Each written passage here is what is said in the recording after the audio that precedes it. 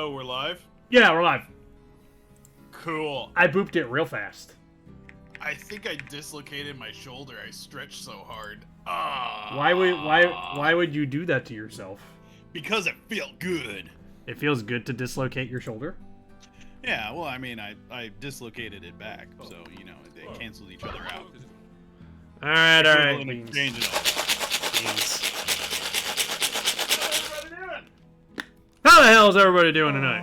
That probably sounds like I'm a million miles away. Because I am. Yeah, you are. And you do. I have a brown bean. How? Hey, dog food. Let me go fetch my beans. Yeah. Hey, dog food. Blech. Make my bean cocktail for the session.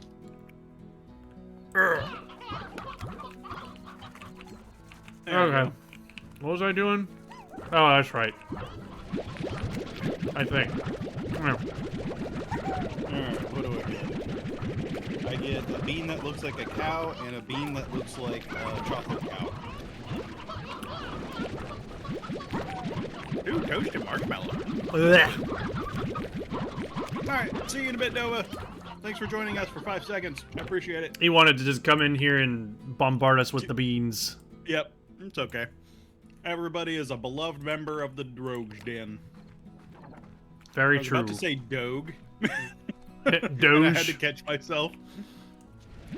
I was about to say Doge. I mean, we both have dogs, so we could totally just call it the Doge Den. This is true, because you have Boomer and I have Edie. Mm-hmm. Alright, you Tubular, work the beans off. I gotta finish eating dinner first. And doing exercise on a stomach full of mac and cheese does not sound like a pleasant idea. Work that body, make sure you don't hurt nobody. Yeah, that's why I'm waiting. I don't know why we got into kind of a Space Jam thing with the title of the stream. You invited me to... I invited you to that? Stink bug. Stink bug and mac and cheese does not make for a pleasant combination in my stomach. Also, what the hell are you shooting into? The blueprint thingy. What have you done to these poor slimes? Why is there a hologram slime? What is going on? It's been a while since you've been on this. Yeah, what's with all these hologram slimes? Like, what the hell's going on? Alright, so... Hang on, what were they called again? They are... called... quantum slimes. Ah. So their whole thing is they are able to kind of digitize themselves and create like these little digital ghosts of themselves wherever they want. And if they are not well fed, they will teleport to them. Ah, so you have to keep them happy or else they essentially teleport out and escape. Yep, exactly. And they can teleport into other pens if they want, and that's dangerous. Awesome. Oh, and who are these Pokey Boys? These are the crystal slimes. So these guys are able to make those big walls of crystals that you've been seeing. And if you basically try to go in there,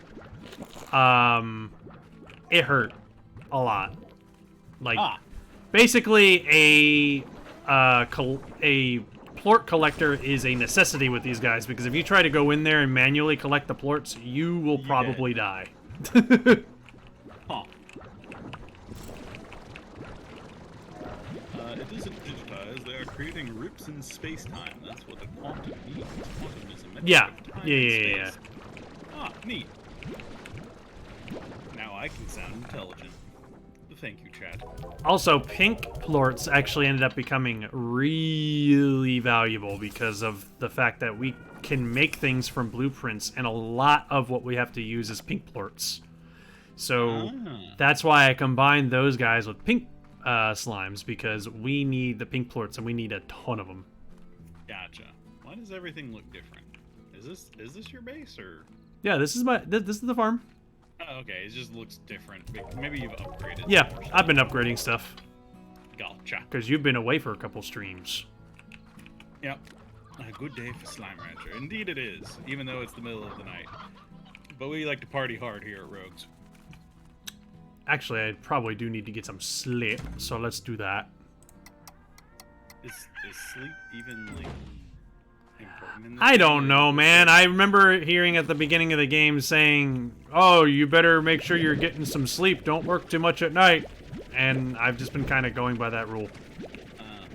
What is there? I mean, is there anything other than the mega slimes that, like, attack? I have no idea. It's like, as far as I can tell, there hasn't been anything, like, to inconvenience you at night. Other than your visibility, I guess, is limited. Have some curts. Ah, welcome. Thank you, Space Cactus, too, for following us. Ah, thank you. I hope you're having a wonderful day. There. So, because chat was harassing me about exercise while I finished eating, All right. we took Boomer to the vet today, and we actually finally got her diet right to where she is no longer gaining an exorbitant amount of weight. Yay! Hallelujah. Because whenever we first got her, she was a bit of emaciated, so we had to, help her naturally put on some weight to reach a healthy weight, and we finally got her there. That's good. Yeah, healthy weight is a very important thing for taking care of a doggy. Mm-hmm. And the side effect of maintaining that weight is I have to wake up at 7 a.m. every day because she has a crap ton of fur, and we live in Texas, to walk her before it gets hot. Which means that I am also losing weight as well by proxy. Well, there you go. See, it's a win-win for everyone. Exactly. Except for my sleep schedule. That does not work. Oh yeah, these guys love their heartbeats. That's their favorite food. Heartbeat? Oh, gotcha. A beat that's shaped like a heart. Yeah. I thought you were saying you had to go Kalimon other slimes, rip out their hearts, and then feed it to these guys. Ah, if only. We are the evil slimes. We demand blood. Imagine that, like an evil slime. Well, that would be the tars, so yes. You know, that's a good point. I hadn't considered that. But I mean, are they even really a slime at that point? I mean they are gooey, but they're like antimatter slimes, I guess. All right. Yes, they're like antimatter slimes because they just like suck up other slimes, and they're just like, oh, we're gonna eat you, and we're gonna become bigger slimes because we're eating you. And they're like, oh no, don't eat us and become bigger slimes. We don't want to be part of the tar. And they're just like, too bad. You're gonna. But like, what does like? I don't know how much of like the lore of the dark slimes. What are they called? Splorts? Splorts? What the poop? The evil slimes. They're called tar slimes. They're just called tar slimes? Yeah. Okay. I don't know why I thought they had another name for a bit. Like, I don't know how much you know about like their lore or whatever, but the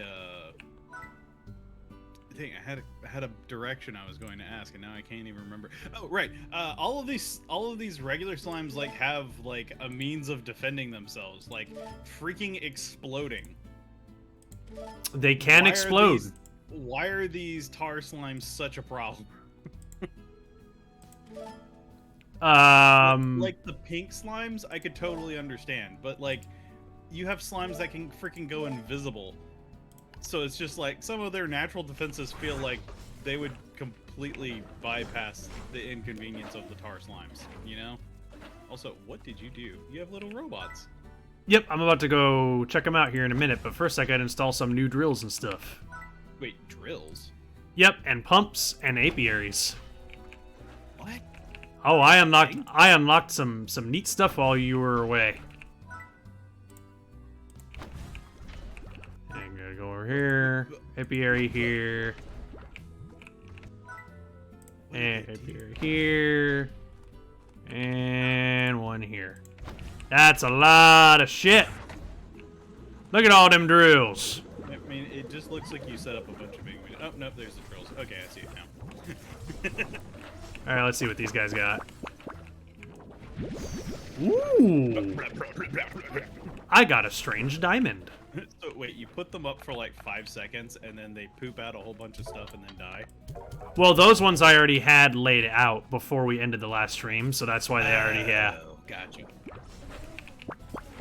So that's why they already had stuff. Is that royal jelly? That's royal jelly! Oh, baby! I'm going places now.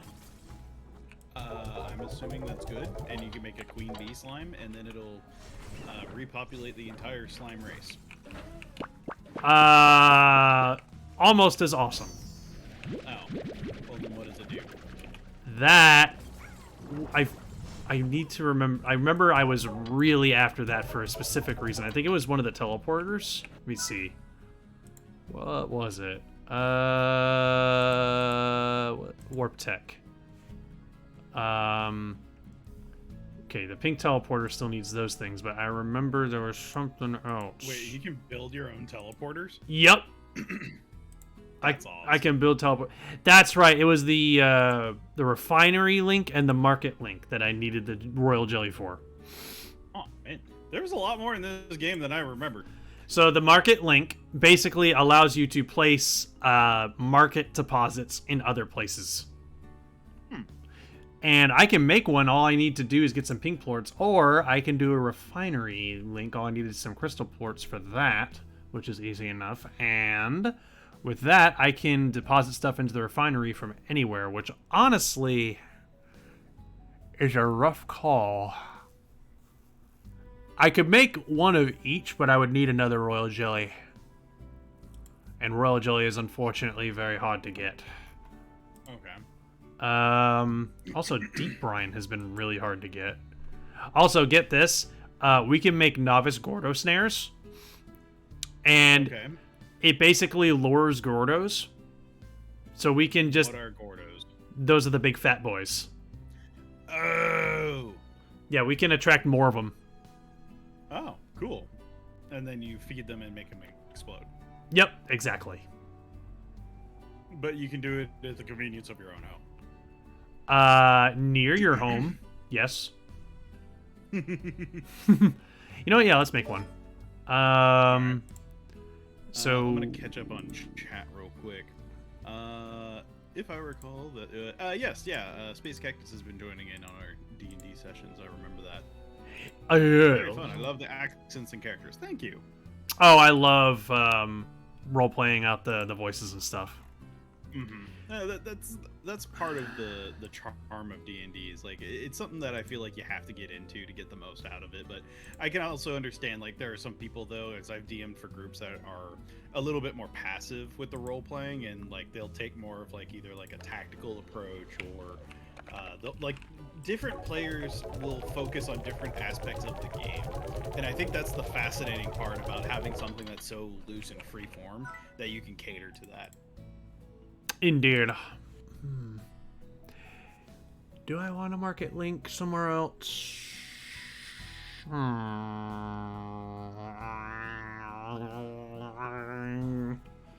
hail the Hypnotoad.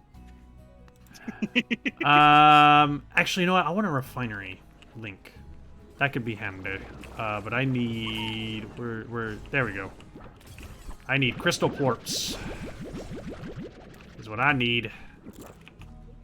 Well, you seem to have a large supply of them because that entire colony of slimes in there just looks like they're just crazed with crystals down below. Alright, so that's how I spent my royal jelly that I just got. So now I think I have a good spot for it. Nasa's voice is your favorite. Oh yeah, he's doing the Oh, the old man? the buck voice.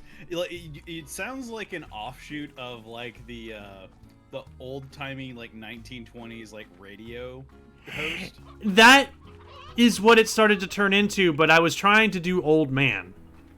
So like I like the whole idea was the voice of the voice is like, ah, I'm an old man. I'm an old gnome. Yes, but Yep. But then as you talk faster, it starts shifts to the other one. Yeah, it starts shifts to like, oh yes, I'm a gnome. Oh yes, yeah. Such a coy gnome. I love it. All right, so now I have a refinery link here. So if I have some stuff that I need to get from Hua, I can just put it over there. And there's a market link nearby, so I don't have to walk all the way to my house to sell stuff. So whether I need to sell stuff or put stuff in the refinery, I can do it fairly easily from over here, which is good because this place is quite far from my house. Right. All right, and sounds like a funky wizard. And yeah, being an arcane trickster, that's pretty accurate. a funky wizard. Yep. I'm Chet You Betcha, and this is Rogues and Roleplayers.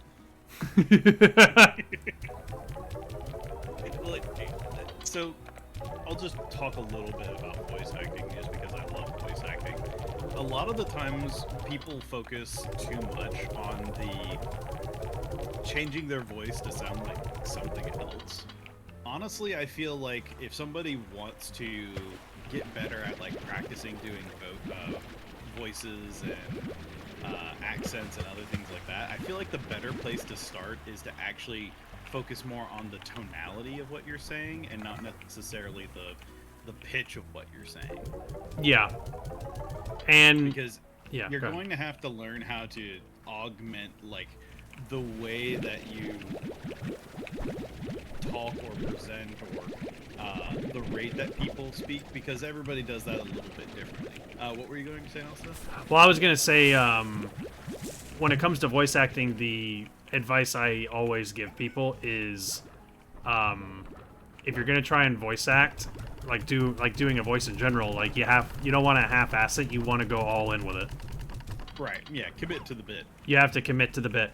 And that tends to be the biggest mistake that people have, is that they'll be like, oh yeah, I can do a voice, like they get nervous about it. Like, yeah. you gotta learn to just throw your nervousness to the side, forget about it, and just do it. Alright, yeah. Pretend like you're about to do something illegal. Commit.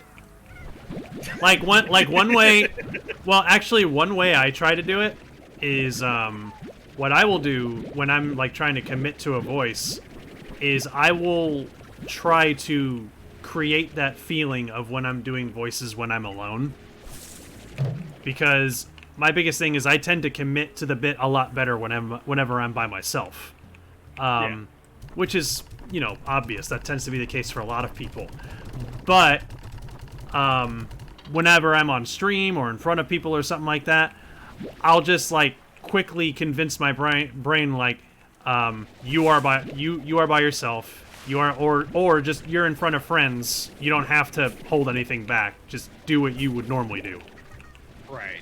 And that kind of helps me like forget about it and just freaking commit to the bit as best as I can. Yeah, and that's kind of the nice thing about like doing like Let's Plays that we used to do and the live streaming is just like we can do it and still have like some of those creature comforts, but we're also still doing something that's like a show. Yeah. So it's a nice cozy middle ground, so I can see why a lot of people like it.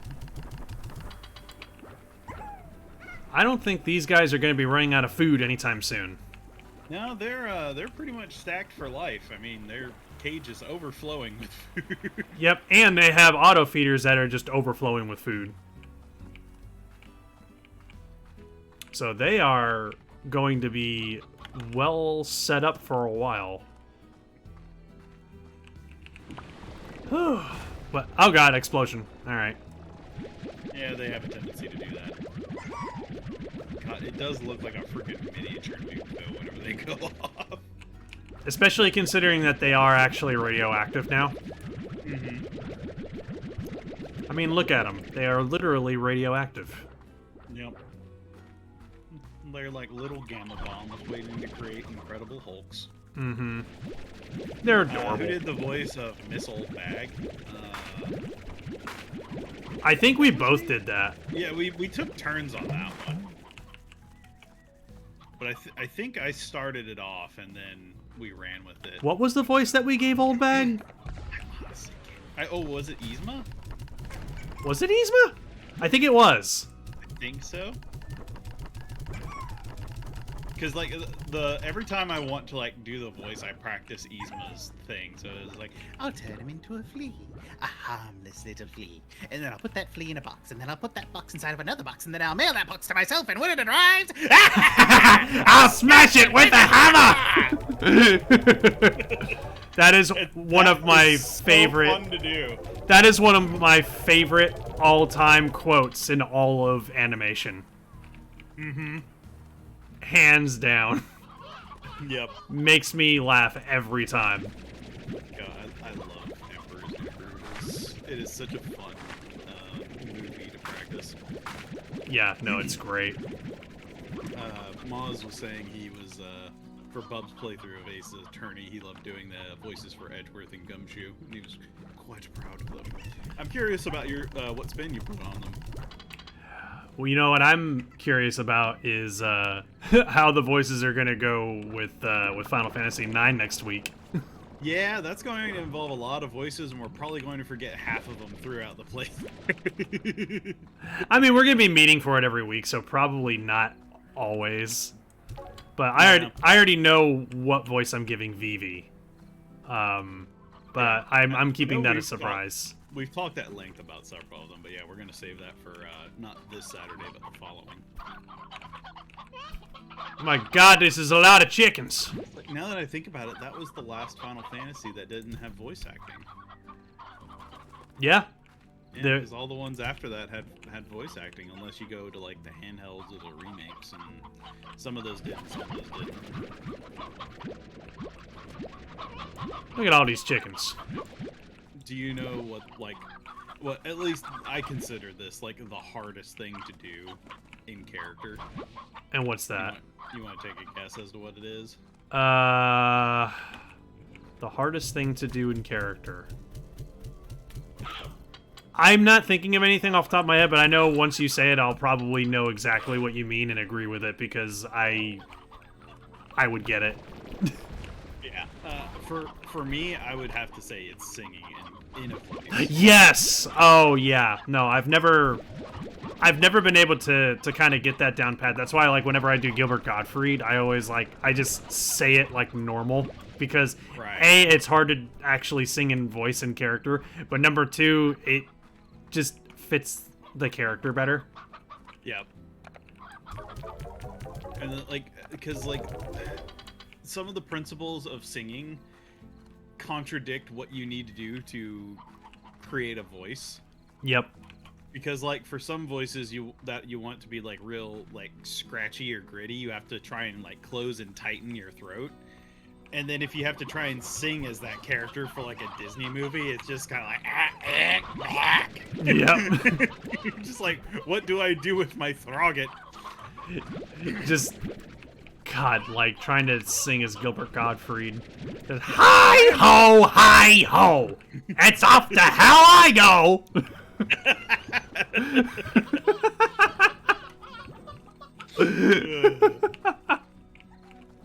It's like now I'm trying to picture Stitch singing, and it is just not working in my head.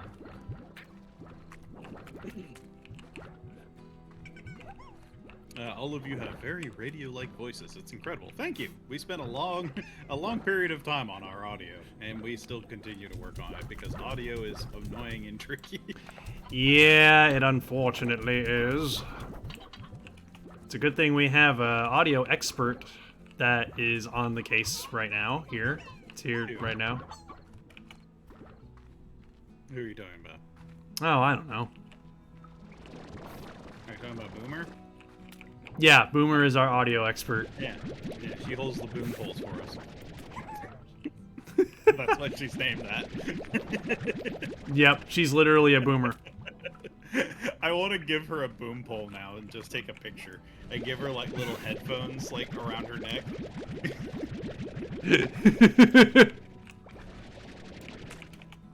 Just, I can imagine her holding up a boom mic. Yep. She's just got a big smile on her face, just like, I'm helping. Yep.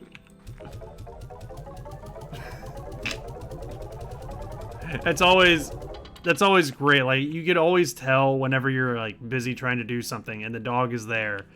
And the dog just has this composure about them, like they want to try and help, you know? Yep. Boomer would just run around with it thinking it's a stick. Oh lord, the feedback. Yeah. Ah, it's a fun stick. Yay.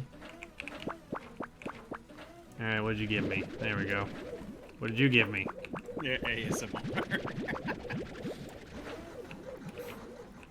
Alright. What you got? So, do, like, each of the different types have, like, a tendency to give, like, certain stuff, or is it all just kind of potluck? There's always a element of luck to, like, what exactly you will get. Ooh, that's royal jelly! You got the jelly, man. I can make another market link. I don't know what that does, but it sounds dope. People still say dope. I don't know, but you know what? They should. I would take myself out to a fancy dinner if I was dating myself. How dare you not take the diamond without me having to go over here and put things in the thing before I can go pick up the thing? How dare you inconvenience me with 5 seconds of walking? It's a lot of fossils. Do you guys ever stream your D&D sessions on Twitch? We've talked about it at maybe some point in the future, but right now we're just doing it for fun and getting people used to it. Yeah, no, that's been something that we've been talking about for years, but we just never figured out a good format for it. All right. Dope is making a comeback. I think people use dope as a slang for a weed. That's true. That's true. People use dope as a slang for weed. I have to actually go out there and put some weed killer out there. Market link. The only way I can keep people off my lawn. Where do I want this market link? Where, oh, where will I put the market link? You know what? I will put it. Do I want it here or do I want it? Making it come back in its actual name too. Oh, for calling somebody stupid. Oh yeah, I'm gonna put it here. Okie dokie. That way I have a refinery and a market link here. So can you just have like an unlimited number of them if you just have the resources? Yeah, as long as you have the resources to make them, you can have as many as you want as long as you have somewhere to put them. Why are there slimes with tiny skirts? By skirts you mean the things that make them look like Saturn? Then yeah. We got these guys on a completely different planet. Oh. I didn't know we could travel to other planets. Yep, we can travel to other planets. Just casually. I don't think you haven't seen my favorite slime yet. There's more slimes. Yeah, this game is surprisingly deep. I was legit surprised by how deep this game goes, man. I was really hoping to get a teleporter before we went back to this special place, but... Could you put a teleporter on the other planet and just warp there? That's what I was trying to do, but I'm having a hard time getting specific things. Like, I need to... In order to make a teleporter, I need either deep brine, an indigonium, or a silky sand. If I can get one of those three things, then I will be able to make a custom teleporter. But unfortunately, They have not been turning up in my mining devices. Gotcha. Decky's asking if he can see your Slimepedia real quick. Hang Whip on. out that Pokedex. I will in a second. We're going to evaluate how many slimes you've caught. And then we're going to tell you it's not enough and you should do more if you want Fly as a TM or HM. That's the thing. Yes. So yeah, we've encountered gold slimes. Wow, there's several that y'all. Tangle slimes, dervish slimes, quantum slimes, hunter slimes. You were here for the hunter slimes. Yeah. Crystal slime, puddle slime, honey slime, boom slime, rat slime, phosphor slime, tabby slime, rock slime, pink slime. So Deku says we haven't seen his favorite yet. Which we have a key to open that one door on that one planet. I was just really hoping I would be able to make a teleporter before we go there because it is a pain to get there as it is. Oh really? It's a walk. It's a walk. So I've been trying to see if I could pull off making a teleportal. Yeah, but it hasn't worked out. Okay. Yeah, I mean, you'll get there eventually. So, but I don't want to continue spending time on this when there's adventures to be had. Exactly. So I'm going to go make sure that the auto feeders are filled up, and we're gonna go to this other planet and try out this fancy new door that I have a key for.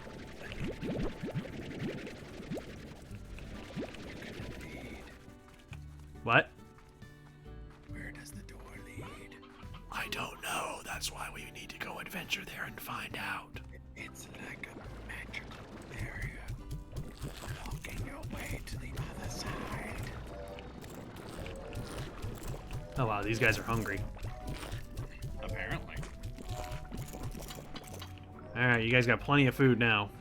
I almost feel like if we stream D&D though, that our dynamic might get a bit stifled. Just a feeling I have. I know that I personally and Bub also stream because they stream Dark Souls, but I'm not sure how everyone else would do. And that's where I was like, I would approach it like one, if I was going to stream it, I would limit the group size, and two, you know, if you want to be a part of it, then you know, say so up front. I'm not going to force anybody to do it. Yeah, well, the other problem is we typically have. It's not a big thing, but it's just kind of it kind of adds to the magic of the sessions. But we do have like our own little soundtracks that we use, like music, and we typically pull from like video games and stuff like that. And so that would have to change if we were to stream it. And I would want to purchase some like asset packs and stuff like that to make sure that like all the materials we're using. Now, if we were to support creators, right. Now, if we were to just post them as videos on YouTube instead of stream them, then probably using that music would be more acceptable. Because those soundtracks don't, like, most of the time they don't typically care if people are, like, I've seen plenty of YouTubers that use music from video games in their videos and the publishers don't give a shit. Yeah. So it's kind of like, it's not, you know, like in all technicalities, it's copyright infringement, but it's gotten to the point that publishers are like, yeah, we don't give a shit. It's a YouTube video. Who cares? Right. Unless you're Nintendo. But even then, they haven't really done a good job. Music does add a lot of atmosphere, I agree. Yeah. So that's why I've been kind of passionate about, like, I've been kind of Bumbler's DJ in his campaign, kind of putting together the soundtracks for him. Yeah, it helps me keep the flow of the campaign, not having to worry about constantly changing tracks. It really does free me up to keep things moving, especially with 7 people in our group. Yep. Although I will say, last night was a little bit chaotic for me because I was trying to play my character and also act as a DJ at the same time. Yeah, and you're getting more used to the commands, so you'll get better at it. I wonder if you could set it up to where you can use hotkeys for it. That would be really nice. What, like, the thing that was like really frustrating is because we're using RhythmBot, and RhythmBot has this weird thing where you'll tell it to play something, but instead of just playing it, it's like, okay, it's added to the queue. And I'm just sitting here like, I didn't want to add it to the queue. I wanted you to play it immediately. Yeah. Like, so I have to clear the queue, and then even after that, it's still gonna play the track that it was playing, so you have to force skip it, and then you have to play the new one, and then you have to force skip again, and then press play again. It's annoying. We can do some research on it, and there's gotta be commands that you can set up for it. Yeah, I'm sure there's a way to simplify it, I just haven't found it. Ooh, Sekiro is a good game. I loved Sekiro. Sekiro is fun. We actually did a stream of that. Yes, we did, and I still hate bulls to this day. Yep. Watching you fight that bull was amazing. That is one of the highlights of our Twitch channel, bar none, is you fighting that damn bull. Might just need a new bot. Yeah, that could potentially also be something we could consider. Consider what? Getting a different, like, Discord music bot. We could, but I think RhythmBot, as far as I know, is the most streamlined. It just acts like I'm sure that there's probably an easier way to use it, and I just don't know about it. Yeah, we'll figure it out. Something to consider down the road. Yep, it's so weird. Like I'll have to look into it, but like if there's just a command where I can just tell RhythmBot, forget what you're playing right now and just play this, like that would be perfect. Mm-hmm. But instead it's just like, play this. Okay, add it to queue. Like, wait, what? No, not add to queue, play it. Okay, add it to queue. No! Yep. Also, welcome to the stream. Is that little P-Man 491? Little P-Man 491. I like that name. Lippin. Welcome to the stream. How are you doing? Welcome to the stream, Lippin. Would it help if I told you there was a second bull boss in Sekiro? Oh, I know. And he fought it. We fought it and killed it. And the world, or the heavenly realms, had Kobe beef for an extended period of time. Yep. No, it was amazing. It was glorious. I loved every minute of it. What, the killing of the bull or the Kobe beef? Both. Oh, thank you for the follow. Oh, thank you. I hope you're having a wonderful evening, and welcome to the Rogues Den. Yes, welcome to the Rogues Den. I keep forgetting that we were trying to do like welcome to the guild, but that never clicked. So it doesn't flow as well as no. I'm just gonna say welcome to the Rogues Den. That just clicks better. Hey, welcome to the Go-Gren. Like we just have a Freudian slip of we've been saying for years that we wanted like a little nickname for our followers, kind of like how the Game Grumps call their followers lovelies, you know, but we never figured something out. But lately just welcome to the den has just kind of been the one that's been sticking. Yeah, well, I mean, we initially did this because we wanted to kind of like emulate, like, you know, that warm, cozy couch gaming kind of feel. Getting together with your friends and ordering pizza. You can do that in a den, so it makes sense. This is true. I love Slime Rancher. Call me P-Man. All right, P-Man. Welcome to Slime Rancher on Rogues and Roleplayers, P-Man. What? What did Wolf do? He just came in here and was like, call us bitches. You won't.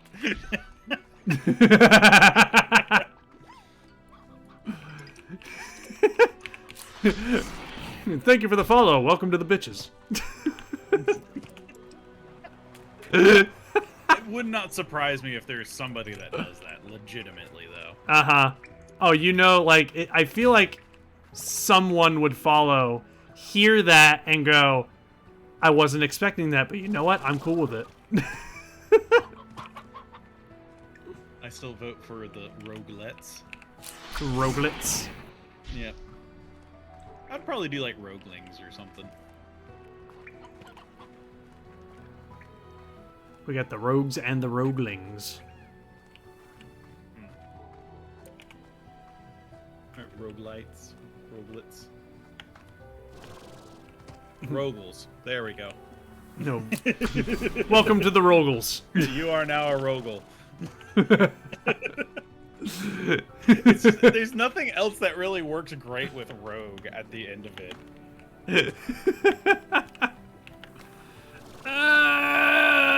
Yeah, I can reach that. That's just all we're gonna do now is we're just gonna brainstorm. Yep, every stream it's gonna be something different because we're brainstorming.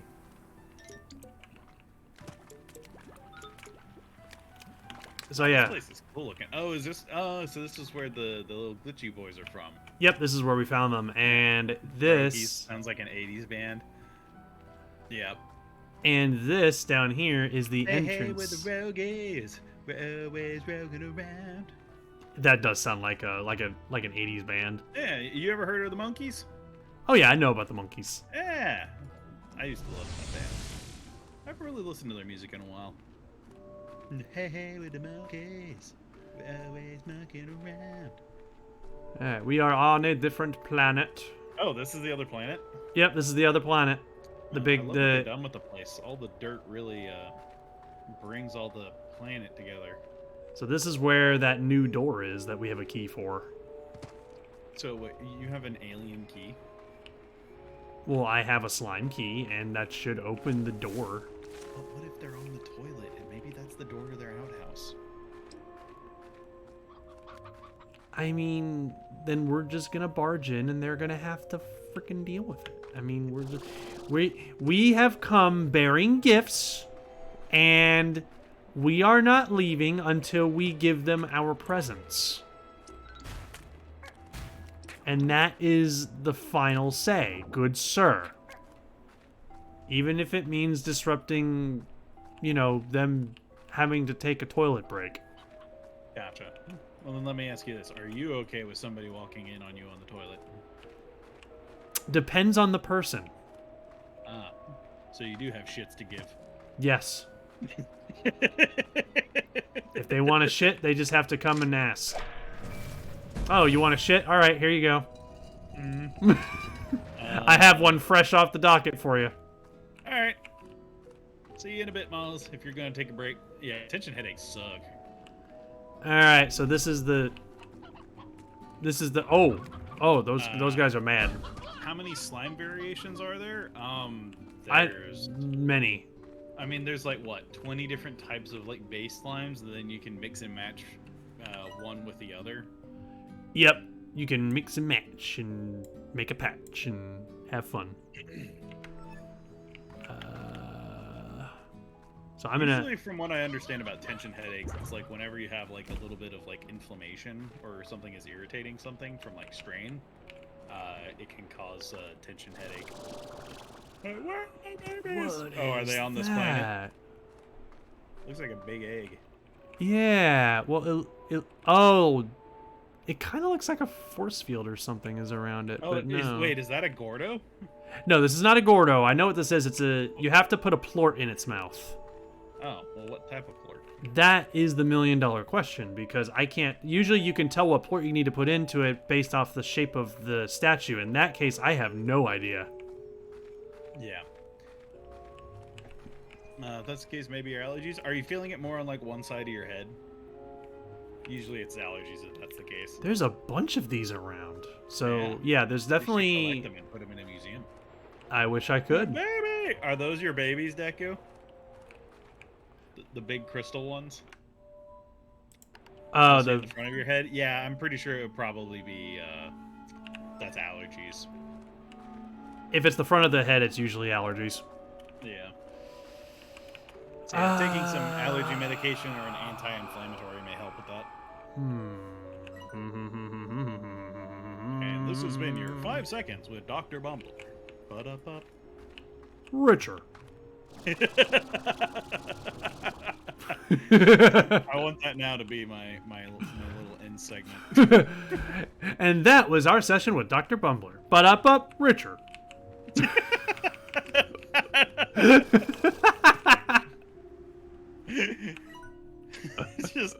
It's just quick, just like Vine length videos just of like random bullshit advice.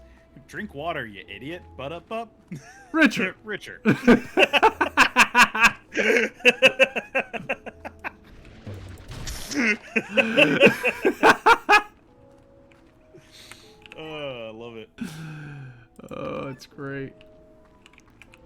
which, speaking of richer, I started playing Skyward Sword HD last night, and Is it good? Well, what I was going to say was that there is it's the crystal slimes! I'm taking them home with me. Ooh. Oh, they're like I love the little kissy thing that they do in their symbol. Aw, a mosaic slime. Yeah, it's like it's like he's kissing and winking, like, yeah, you know you love me. Lock her up, big boy. I'm coming in for a smooch. Wait, was there an ancient civilization of slimes here because of all the statues and iconography of slimes? Is that what I'm getting? I think, because this is, I think I remember reading something like this used to be, this wasn't always a wasteland, like it used to be more lively. Right. So, yeah, there could have been like a more ancient slime civilization here, like sometime in long ages past. Ah, so apparently those were the slimes that are Deku's favorite. Yeah, the crystal ones. That's what I figured. Yeah, Wolf is saying that's what you need for those plort things then. That Right. makes sense, because they were all rainbow Technicolor like these guys. We do have a problem, though. They look like they're filled with like that colored sand from back in the 90s that you could put in the jars. Yeah, they do. I was gonna say, though, the problem we have, though, is that if we're gonna try and ranch them, we need a place to actually put them. Which we can't do on this planet. Well, not on this planet, but like we would have to, number one, go back to the farm, but number two, I have used up all of my plots of land. And there's no more that we can get. So I would have to demolish something. Do you have any duplicates? I mean, I could get rid of the pink rocky slimes that like the very first ones that we ended up getting.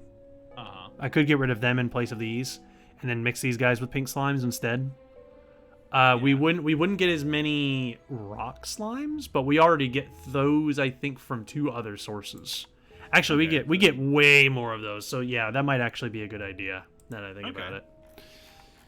But rainbow slimes provided by the king of the cosmos. Mosaic slime. They eat veggies, which is good. So if we mix them with a pink slime, they would eat fruit and veggies. Their favorite is a silver parsnip. The mosaic slime gets its name from the glittering array of glass tiles that cover its body. Deku's saying, no, don't mix them with pinkies. Why? I don't know. Probably because it's going to mess up the way they look. I know, but we need pink plorts. We need a bunch of them. Do you have tangle slimes? I can probably get more. They eat meat, though. Wolf is saying to mix them with cats. Mix them with cats? I mean, hang on. Let me read their slimology. Gets its name from the glittering array of glass tiles all over its body. This glass produces a similar anomaly found in the desert itself, making the mosaic slime beautiful but quite dangerous. Mosaic slimes can be very dangerous for an unprepared rancher. Their glass tiles create a shimmering effect in daylight that attracts other slimes to them. It is unknown why slimes exhibit this behavior exactly, but leading theories indicate that sparkling things are super cool. I agree. Even more dangerous, the mosaic slimes can produce glints in the space around them. Ultra-hot solar anomalies that grow in intensity before drifting toward the ground and bursting into flames. Glints can be snuffed with a splash of water, but the best way to reduce their appearance is to ensure your mosaic slimes are well fed and not agitated. So wait, they essentially create tiny suns that slowly fall to the ground and explode.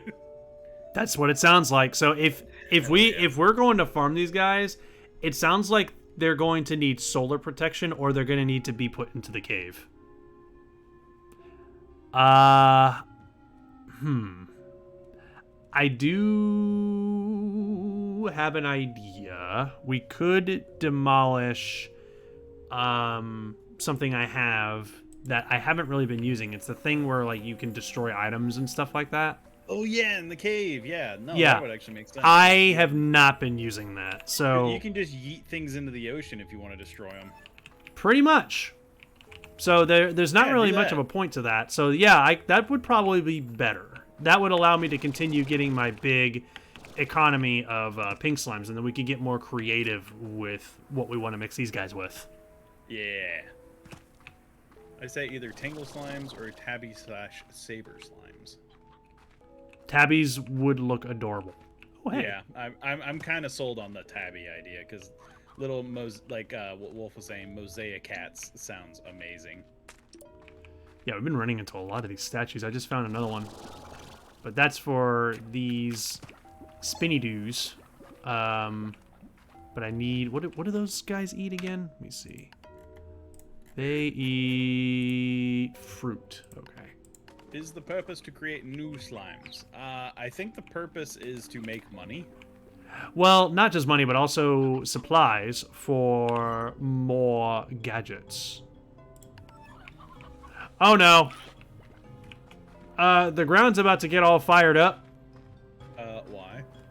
Yeah, you see how everything around us is getting red? Yeah, why do? Because the ground's heating up. Yeah, but why? The ground's about to start erupting. I don't know, it just does that. Oh, okay. Yeah, the purpose is to make slimes poop so you can sell it. Yep, that's what plorts are. Yep, it's their poop. Are you sure you just didn't enter a new zone? No, I didn't. No. Well, it seems like it's baited. Never mind. Okay, yeah, yep, it's starting to erupt. So I just gotta be careful. Whee! Oh god! What happened? I was trying to go up that... Yeah, I was trying to go up that ramp, and it was just like, hey, how's it going? I would very much like to go up that ramp. Ow! Well, fine then. I'll just float up there.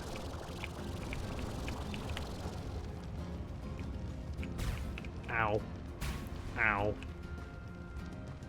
Wow, this place is dangerous. I like it. It'll let up eventually.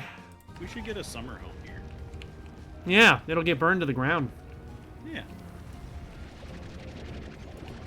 Darn. I was wondering if you could suck those things up, but you cannot. Yeah, no, I think those are the little tiny suns that those things are going to end up creating that'll probably explode. Yeah, for that reason, it might be best to demolish that thing I was talking about. I heard her. Yeah, so Boomer's been having fits because there's an armadillo that has moved in underneath our neighbor's house. And every once in a while, it'll come over into our yard and start, like, digging up for, like, roots and stuff. And then every time, Boomer is just like, "You are infringing upon my domain! Leave now, or I shall boof at you!" I love that. I love that. Leave my dominion now, or I shall poof.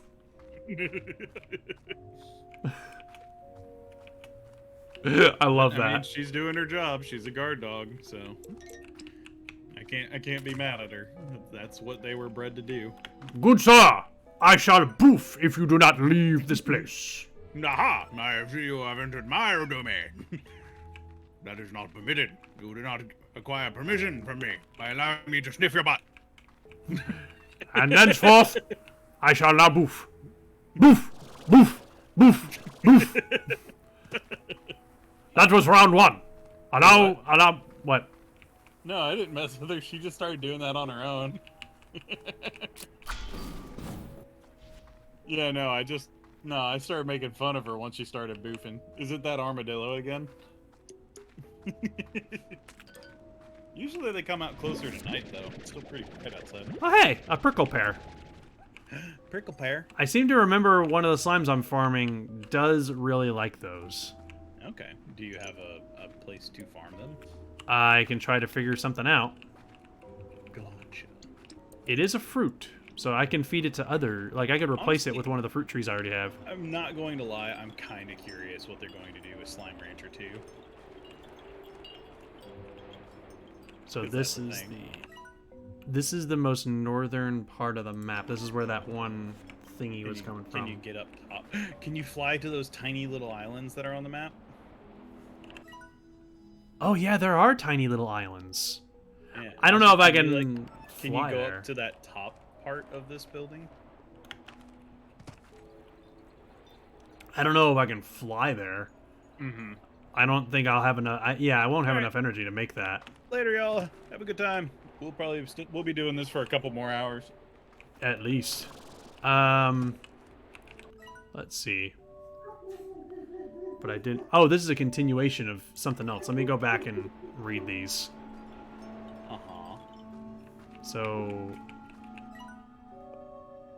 Okay, this is also a continuation. Wow. Okay, I gotta go back pretty decent ways to read these. Where was the first one? I'm assuming it's all. I'm assuming this right here is the first one. Probably, considering it's at like the entrance to well, this place. Maybe not, because it still felt like a continuation. Yeah. Huh. How far does this rabbit hole go? You know what? What was that? Oh, okay. It's just a big fat slime. Big fat slime. Yep. It's not a Gordo, but like it's a big boy. It's a big boy. Thick slime. Real big slime. Real thick. I done ate a plort. 2 doors, Beatrix. Life is filled with moments where there's 2 doors and you can't only choose one.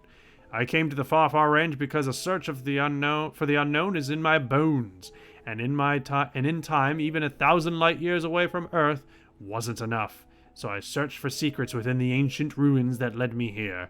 This place was my ticket to go even further. Alright. That's a great name for your junk. The ruins are actually great engines that allow for travel through space and maybe even time. After years of study, I knew how to activate them, and I alone would be the first to cross over into the true beyond. It was the ultimate adventure. But then there's that other door. I met Thora and fell in love. What are the chances of that? She had a piece of my heart, and the universe had the other. 2 doors, Beatrix. Dang.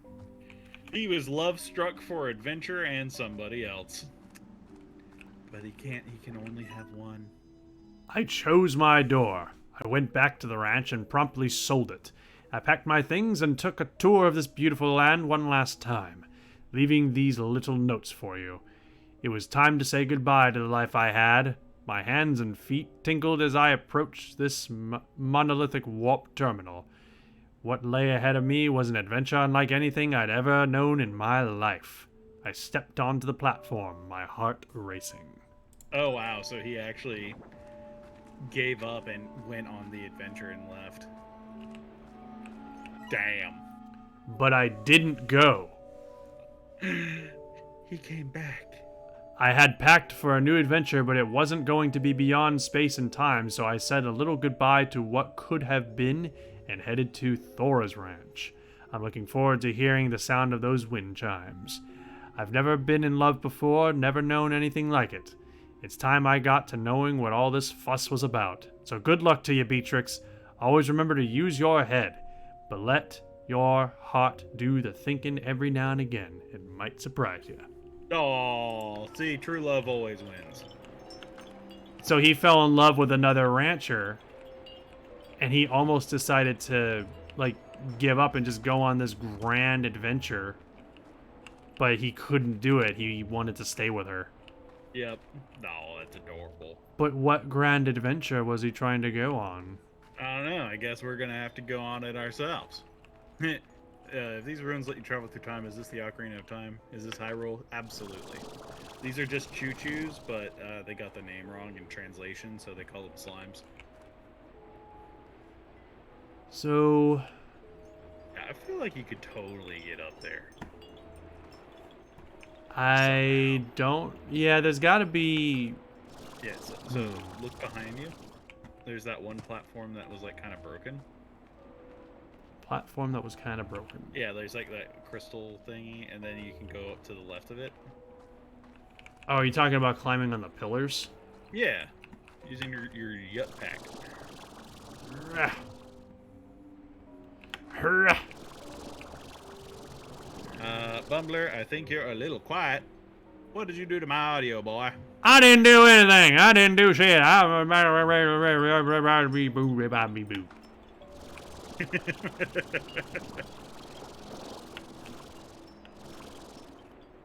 Honestly, I haven't even listened to it.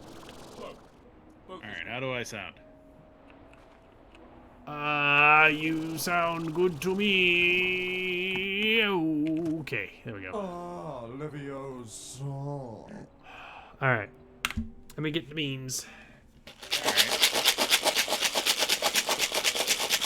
Sorry, I was focusing on balancing on these pillars. Yeah. Oh, it's another brown one. Oh, Oh, please don't be dead. bray, dog food. It's dead fish. I got dog food. Ah. I'm wondering if having these shit for 2 weeks is they're aging like wine and their taste is becoming more potente. Yep. Blech. Bah. Okay, well, wait. Can I land on that, maybe? I don't know. Probably. Oh, I can. Okay. Yaha. Now what? Or as a Korok would say, Nyaha.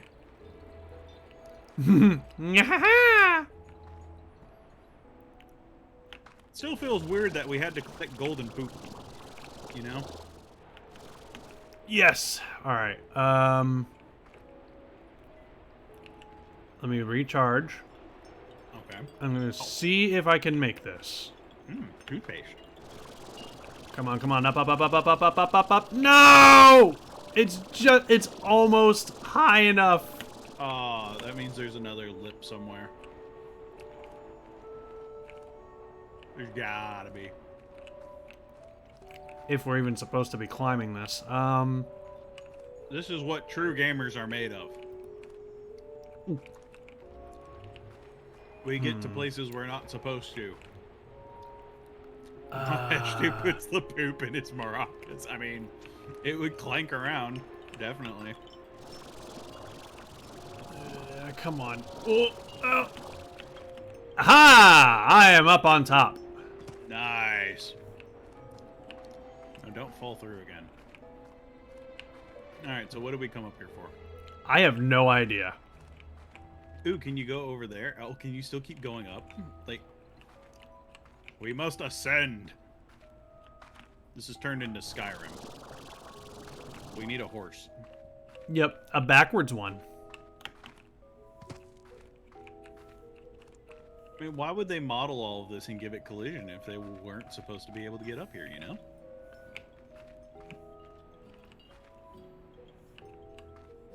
There's not really much up here other than just some walls. Yeah, but I mean, you don't know what's at the top. I can't climb that. It's okay to go over there, and then you go over there. Where's over there? Yeah, there's that little tiny bits of steps that goes up here. That's not enough to get me up this entire wall. Why not? Why can't you get back onto the center platforms? Oh, I can get on the center platforms.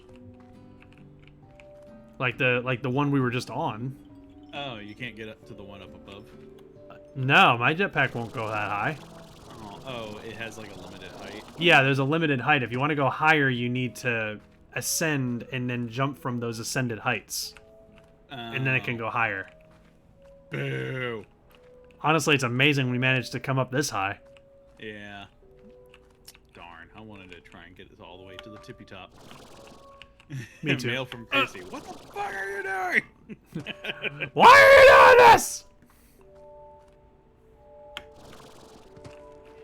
Yeah, like this place obviously serves some kind of purpose. I just don't know what it is. Message from Casey. I see that you've got too much time on your hands. So, can you get to those little tiny islands out there, or no? I don't think it doesn't the really look like jetpack. there's much out there, yeah. Which, I mean, they are islands that are out there. So that is interesting that those would be there. Right. Maybe the plort statues trigger stuff here? That's a good idea. Yeah, that might be the case. That might be it. All right. Well, we I'm need still- to go and get some plurts. Yep, so I'm going to take the new ones back to the ranch with me. But I'm still trying to decide. You want to try and find some more, maybe, or We can try to look for more on the way to the so shortcut we only back. have 3, yeah. So I mean, if we could get like 6, that's like a good number, I think. But I'm trying to figure out like if that, because I remember people were saying like you basically find out the story through those messages that were left behind, which I think that was the conclusion to his story, is that he fell in love Yeah. and he was getting ready to set off on a, adventure. He had 2 doors to choose from. Yep. And then he turned into a Disney princess and lived happily ever after. pretty much, I was going to take that, you asshole. Look what I can do, Blark. I was about to take that plort and put it in the statue. Oh, they make little tornadoes. Oh, that's adorable. Yep, that's their thing. I wish I could fart tornadoes. You know how amazing that superpower would be? Just Yeah, and then I could ride it and control the direction it's taking me. Like, that's amazing. that would be pretty That badass. would be so useful. You wouldn't need a car anymore. You could just ride your own tornado farts. Oh, those were chickens. Okay, sorry. I saw something. I was like, what the hell are those? Just on the sand, they looked different. Oh yeah, day chickens. There's chickens all over the place here. Yeah, they chickens. Yeah, day chickens. They go back. But then you'll be making tornadoes in your sleep. That's fair. I don't like to sleep with the covers anyway. I'm too hot for that. Oh Whoa, goodness. that freaking slime looked pissed off. He was very.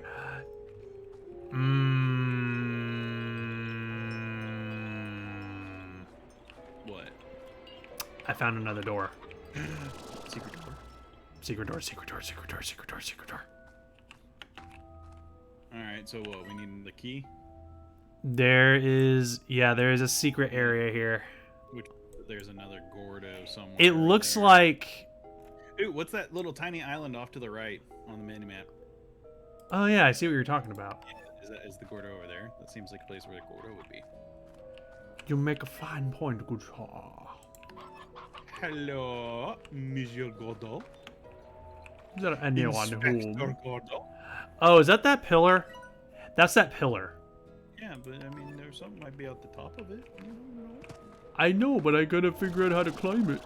Okay, but there's the thing right behind you that you could get up on now. I gotta figure out how to climb the pillar. If there is even a way to climb the pillar. You got the jetpack and it goes a boosh. Maybe there's a way to get up on top of the pillar over there. If I go over here, look around. Maybe. Oh god, the ground's gonna start erupting again. You might, rabbit, you might. The desert's mad.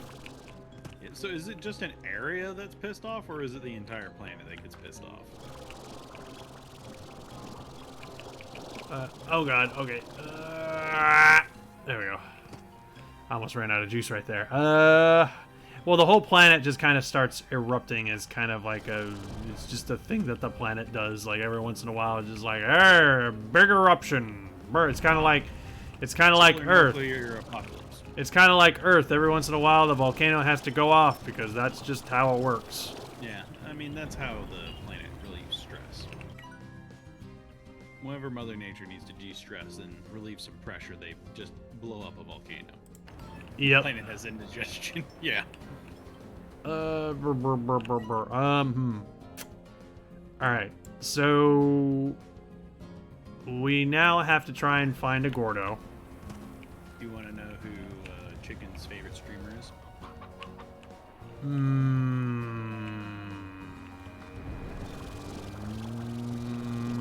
I don't know who. Who's their favorite streamer? What? Baku. But you say it really, really fast. Baku, Baku, Baku, Baku, Baku, Baku.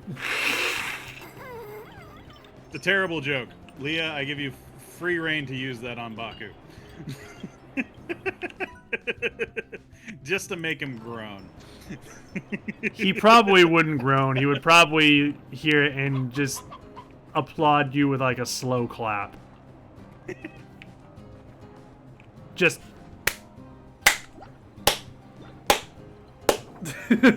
Yeah. Man, these mosaic slimes are hard to find. Yeah, they appear to be a little rare. But I was more thinking about like trying to find where there might be a Gordo if there is one, because if there is a door, that means there's a They Gordo. hide those Gordos like deceptively well. But if we go back and ranch these slimes too, we're gonna have to walk back with the plorts and hope we have enough. All right, would the Gordo be in the area marked with the danger? Mark with a what? The danger sign. Like, would they typically tend to be in there or no? The danger sign marked with like. What do you there was a mean? danger sign that you just passed. There was? Unless the plort statues give keys/access, that might be it. Yeah.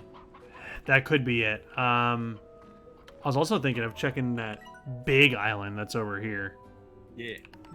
We're already here. Let's explore. I don't know if I've explored that yet. Oh, this is where you you put in the not the crystal, but like the mosaic slime plorts in the statues.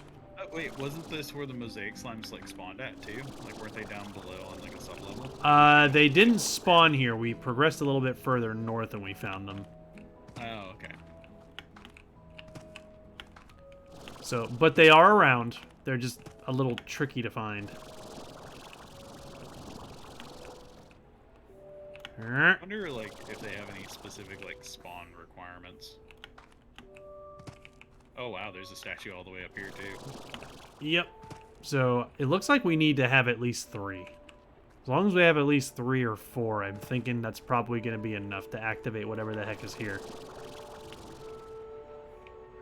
What, like 3 or 4 plorts? Yes. 3 or 4 plorts. I'd probably bring like 6 just to be safe. That's fair.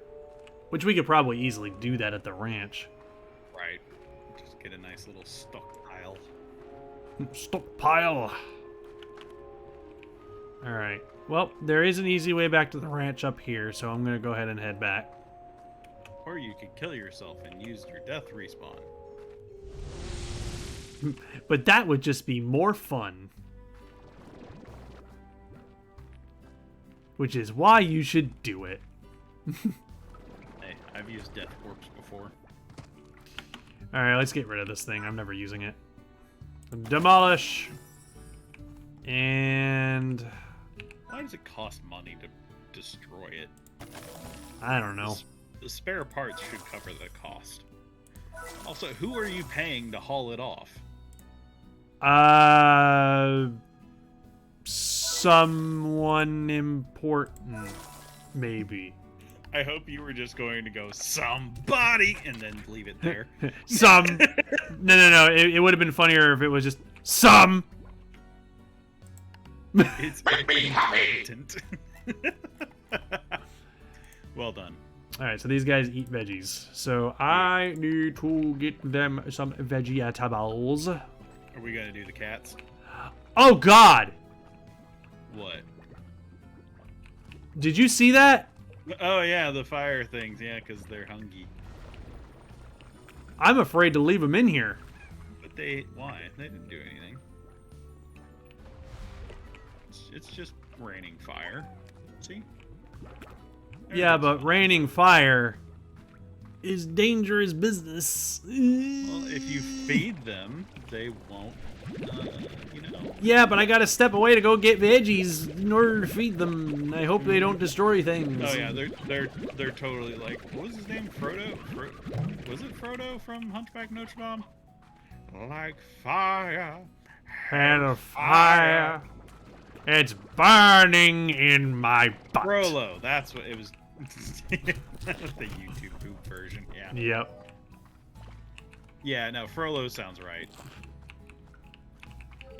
See, now they'll stop spawning little stars of death. Because they're happy. Eat! Eat it! Eat the vegetables. I know you can eat more food. I also love how they don't care if you deck them in the face with food. They're just still smiling and happy, just like, hey. Stop doing that and eat. You have food in your cage. Have they announced everything that's going to happen in like the next Slime Rancher, or was it just a teaser? It was just a teaser. Okay. Yeah. It was just a teaser. So I want to be able to raise my slime so we can fight in gladiatorial combat. I really hope that they don't, like, kill my other slimes over here with They're those fine. raining explosions. Look at how many fat radioactive flying motherfuckers you have. You're fine. I don't. Have they destroyed any of your stuff yet? No. No, You're but they could. OMG, OMG what? Mosaics and boom slimes? Oh yeah, that's the ultimate, like, explosions on top of explosions. Oh boy. Alright, well, I guess I'll just, Yeah, you have a lot of phosphor slimes. I do. I do. Indeed, I do. Diddly doodly do. I do. I do. Dang it. Alright. I will go store these away. See, anybody need these? Actually, yes. Let me go ahead. Because you guys will... Actually, no. These guys don't eat fruit. They eat meat and veggies. Uh-huh. So I'm gonna give these to these guys because they would actually eat it. So I'm trying to make sure the fruit You have is... an entire pin of just baby phosphors. Yes, because it's useful stuff. Yes. It's very useful stuff. You see, I have had a moment of decision that is probably useful, so I will keep them. Yeah. Alright, remove crops. And we are going to grow pickle pears. Alright. Whoa, that's cool how it, like, the texture oozes in like that. That's funky. Yep, it's weird looking and I like it. Alrighty. Alright, so which... when are we going to catify our mosaics? We can do it now if we really wanted to. Oh, did you want to do the cats or did you want to do something else? I know there's a lot of people in chat where we're like, do the cats! Yeah, I mean, look at how happy that would make them. It would make them very happy. That's right, these guys wanted the prickle pears. And the dervish? Yeah, the tornado-y dudes. Okay.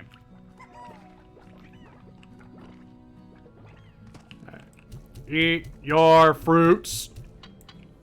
Alright. So, do they have any more plorts for me? I believe they do. Yep, that's one. That gives me 4. And they're slow to plort. Well, we only have 3. Yeah, but I want more.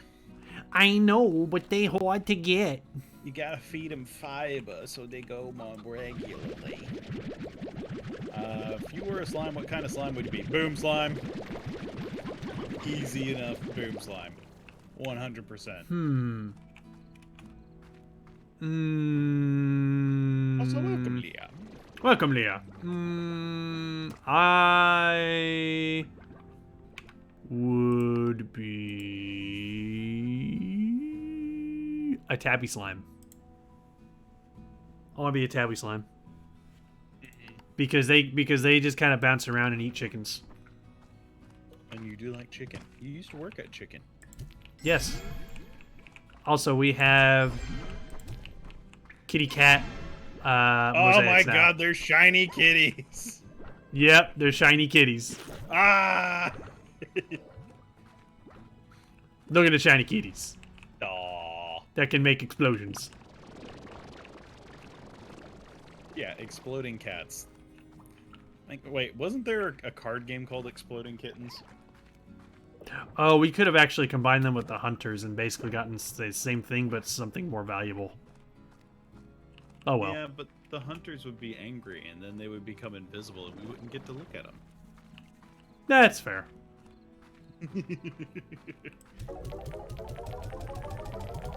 Bouncing around and eating chicken sounds like a good life. Yeah, I just want the existential terror of I'm sleeping in the middle of the night, and then I wake up just at the drop of a beat, and it's like, what the fuck?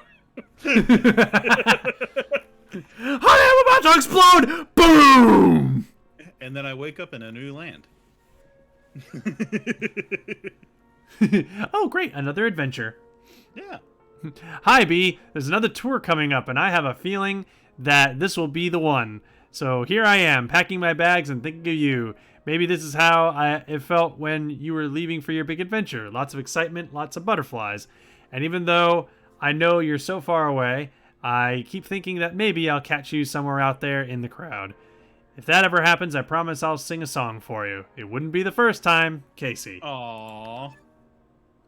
Thank you, Casey. Casey's a dear. We need more money for the slime trophy. Why do we need the slime trophy? We don't need it, but I want it. Oh, okay. Hobson Twilgers? Hello, Beatrix. I just wanted to say thanks for taking care of the old ranch. I know I left it in a bit of a sorry state, and from what I hear, it's looking mighty fine these days. Makes me feel all warm and fuzzy knowing that it's in such good hands. As a little thank you, I've activated 3 secret vaults that I built years ago to stash a small fortune of mine. I had always planned on using it as a walking around money in the great beyond, but I ain't needing for that no more. But you know me, I like a good adventure. I'm not telling where the vaults are located. Go explore. Oh, great. Really? As a reward, I'm going to give you my special stash. I'm not gonna tell you where it is though. Go find it. Wait, that day Beatrix took a moment to reflect. She thought about Hobson and Thora and the adventures she had exploring the far, far range. But most of all, she thought of Casey and wondered where life would take her next. And then she wrote an angry letter to Hobson saying to go fuck yourself. Wait, was that the name? Was that the end of the game? Wait, what? Seriously? Wait, what? Yeah, that's the end. What? That was like that last letter from Casey saying like I'm going out to the next thing, and then discovering like the previous rancher's like story of love. That was it. We just activated the credits. Okay. Well, good stream. Yeah? I mean, we can still like explore a little bit. I'm and guessing the vaults are like a new game plus, probably, but we can still. or like just continue the game. Well, I would say okay. So here's what I'm thinking for the rest of the stream, because there's still some stuff that we wanted to kind of look at. So for the rest of the stream today, I'll go ahead and say that today is the last Slime Rancher stream. Yeah. And since we beat the game, we'll just kind of spend the rest of the stream just kind of looking around and seeing what else we find. Maybe we can find that secret stash that he's talking about. Well, one of the 3. This is a good song. I'm gonna listen to it.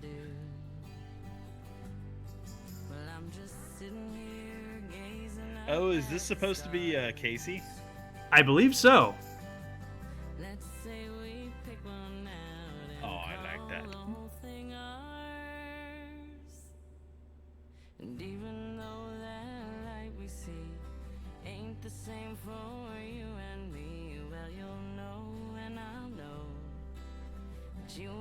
I do like it.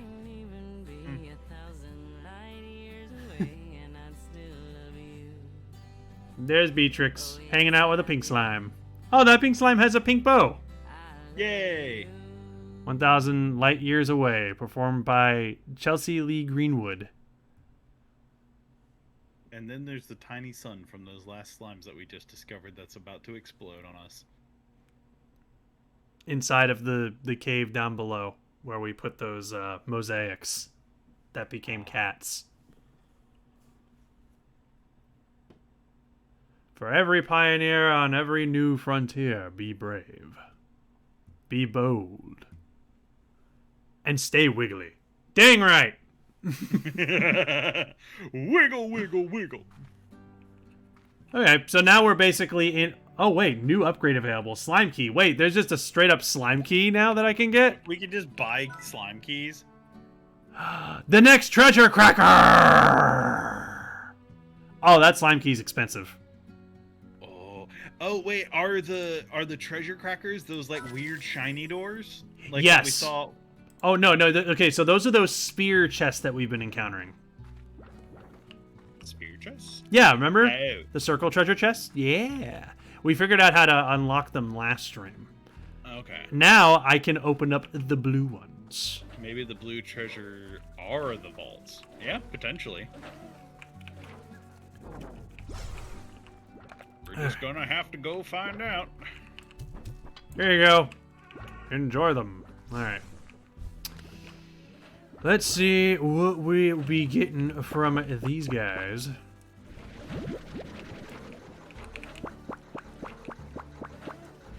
Didn't you need more like, what was it, royal jelly? Royal jelly would be good, but there's some other stuff that I would really like to get that would allow me to make teleporters. Oh yeah, because that was still what you were mostly wanting to try and do. Yep, it's the teleporters that I've been after. God, these jellystones are common as heck. Yep.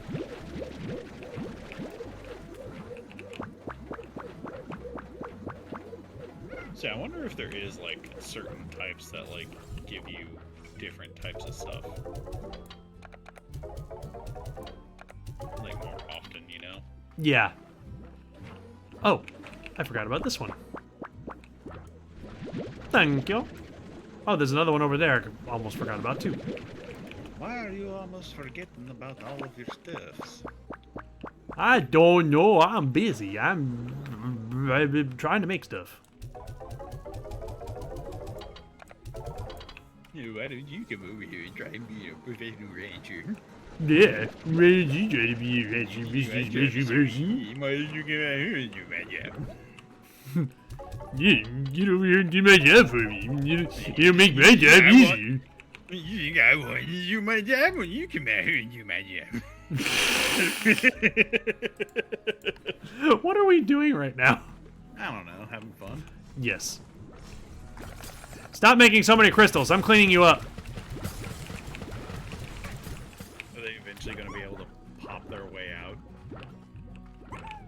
out? Well, I don't think they can actually get out, but these, what was it that these guys ate again? Fruit and veggies, I think. Just double checking. Veggies, yeah. Oh, well, they're pink slimes. They eat everything. Discovering a new language. That's the language of whenever you were a kid and you were imitating / insulting a sibling. Yeah, I don't want to go over there. What are you over here? like that's that voice. Just, I don't want to go over there. I'm serious. I'm serious. Exactly. Oh, that reminds me. I was playing Scarlet Nexus and gave this NPC and gave them a stupid voice and kept monologuing as them for like a solid minute after their dialogue had ended. I was like, Rogue would be proud. You're darn right. Honestly, I'm actually kind of surprised by how long this game went. Like, this is... Yeah, no, it seems like there is a lot more to this game. Yeah, than I initially thought. Right, but I keep having to remember I played it back when it was in alpha, so they expanded a lot. So I mean, I'm looking forward to seeing the sequel now. Very curious about it. So, can I poke a little bit of fun at TC for a second? Okay, let's hear it. One, this is a test to see if she's listening in on us, and two, I just want to kind of mention it. So, there's been a game making the rounds called Power Wash Simulator. Okay. And she bought it, and she has been entranced by the fact that it is literally just you with a power washing business, and you blast the grime off of stuff with the power washer, which I will fully admit is extremely satisfying. No, I've done power washing before. Like, there is such an element of satisfaction to doing it. Yep. But it's just like, it's also just kind of like, we paid money for a game to just use a power washer and get that satisfying feeling of, something's clean, when we could just get a power washer and do that with stuff around the house. Yep. I mean, you could power wash your own driveway. Why is it more satisfying to power wash something virtually than to actually do it? Probably because of the physical labor aspect, but especially in Texas. Ugh. Yeah. No, especially right now. Mm-hmm. Sounds like viscera cleanup detail. Yeah. But no, like, have you ever actually power washed like a driveway before? Oh yeah. It's so satisfying. Yeah, because you're just like you first start off and you're just like, it's probably not gonna do much, and then you start blasting stuff away, and you're just like, whoa, this is what it looks like. Yeah, it's just like, oh my god, that's the difference this makes, and then you just keep going at it, and you have the momentum to just keep doing it until it's fully clean, because you're like, oh, I want to see what this looks like now once it's all done. Yeah. You want to know something that's even more satisfying though? What? A sand blaster. A sand blaster? Yeah, so what it is it's essentially a power washer, but instead of water, it shoots sand. And you can use it to, like, blast rust and corrosion and stuff off of things, and, like, eat away at layers of stuff on the surface to, like, reveal, like, the actual, like, underlayer. Layers. Go on. But, yeah, no, look up, if you want to, look up some videos of, like, things that are sandblasted, and you're just like, whoa. Interesting. Because, like, that's, like, sometimes they'll use that to, like, restore, like, jewelry and other things like that have been, like, scuffed and faded, and essentially it's like taking a sander to something, but it's like a super fine sand that they'll use, so it gives it a nice smooth kind of quality to it. Yeah, smoothing things out can be very satisfying too. Where did that come from, Dova? Or is that just how you that announce your return? that is actually a reference to when we played Donkey Kong 64. I know, but I want to picture that as, like, the way he announces himself. Oh, he enters a room and just claims it to the heavens. No, I just want to imagine that, like, you know, it's like a party, and, like, everybody's just, like, casually talking, like, oh yeah, this is a fun party. I'm having a great time. How's your weekend been? Oh yeah, I got to go to that one amusement park. It was a lot of it was a great time. My friends and I had a blast. You know, it was just all casual and everything, and then all of a sudden the door just slams open, just pow, and you just see Dova just like slot that beaver. And everybody's just staring at him like Okay. We were all having a great time. Oh, so those. And then you showed up. 4 buttons control those things. Okay. Okay. I see what's going on here. Wanted to blindside the bear. Yep. Speaking of, I need to do my exercises. That you do, that you do. While you're running around, I do believe I will go and do those. Well, we're going to be doing some ranching soon because I need to make 25,000 gold pieces so that I can buy ourselves a slime key. Why do you need that much money for a slime key? Because that's how much it costs. But why does it cost so much? I don't know. That's the game. I mean, couldn't we just find the Gordo and do it that way? I don't think this is going to be from a Gordo. Like, I think you have to buy the key. But that's fine. We can look up where the Gordo is. I know, but what I'm saying is I'm pretty sure... Also, I need to come back and get that chest. I'm pretty sure that that key requires you to have that money to buy it. Uh-huh. Like, There's that's... also a new chest in that room, according to Doba. Yep. There's a chest right there. Yeah, I've passed a couple of chests that that I can open up, but the reason I'm not opening them yet is because I have a full inventory. Ah, gotcha. So... Yeah, you're all chock full of plorts. Yep, because I'm trying to get them to those statues so that we can open it up and see what's inside. Also, I hear a thing. You hear thing? It sounds like a gold slime. Where? Which, if it's a gold slime, this is a terrible time for it to show up because I don't have any space for it in my inventory. Can you capture the gold slimes or no? No. Aww. But I thought I heard it. I hear the jingle jingle. It's like, it's supposed to be like right here. That's where the sound is coming from. Maybe there's like a sub-layer? Like a layer below? Oh! What the heck is this thing? A gilded ginger? Ooh, that sounds cool. Oh, I would get rid of your tabby plorts for that. Yeah, that's what I'm getting rid of. Very few ranchers will ever read this. What? Whoa. Is it that rare? Maybe. Alright, let me see here. Is it... Where's... Is it not on the resources page? Oh, there it is. It's right here. It's a vegetable. Favored by gold slimes. What? Oh, so that's what they want. Curiously, gilded ginger cannot be replicated in a garden as its unusual biological properties prohibit it. However, there is perhaps another use for it. On the ranch, said to be the holy grail of vegetables, gilded ginger can very rarely be found growing in the glass desert. It is the only known food that a gold slime will eat, and the few that have seen it claim that doing so will greatly reward the lucky rancher. Interesting. Well, that was a fine find. So, ooh, I just had a crazy idea. Okay. How does the Gordo snare work?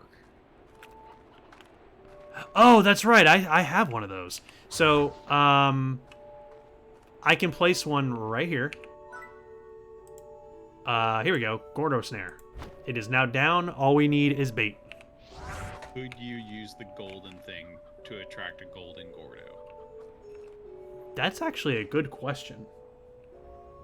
Do you want to try? Is that a thing we could do? It's in the thing. I was able to put it in the trap. Oh, I mean, that might work. Oh my god, are we going to see a golden Gordo? I don't know, but if we do, how are we going to feed it? I don't know. I just want to see a golden Gordo. This will be interesting. All right, well, I guess we'll come back later and check on it. All right. I hope we didn't just make a horrible mistake. You want me to look up if even golden Gordos exist, or? I don't think they would, but who knows what will happen with that? yeah, we'll check up on it later and see what happens. It's an interesting experiment, that much is for sure. I mean, if the thing snapped to it, then I mean, it might, you know. It snapped to it. So it very well could do something. Yeah, so let's go. We'll go do our other stuff, like the mosaic plort stuff, and then Yeah, we can come back. which we've got 10 mosaic plorts. So I'm curious what all that stuff over at the structure was going to do. Looks like everything's erupting back there. Either that or it's the torch that I'm seeing. I'm sure it's the torch. Okay, yeah, it was just a torch. 'Cause I'm pretty sure that if things started erupting over here, like, it would be everything. Yeah, and it wouldn't be nighttime. It would be a lot brighter. I love the noise that the statues make whenever I put a plort in them. Mm-hmm. Do they have a limited amount of time that they stay lit up, or? No, they'll stay lit up until you fill them all up. But like when you put a plort in one of the statues' mouths, they make a little it's a lot more adorable than my interpretation of it. But Gotcha. imagine like the slime voice, but just like they're singing. Yeah, because wasn't there one down in that hole? Yep, I'm trying to get down to it.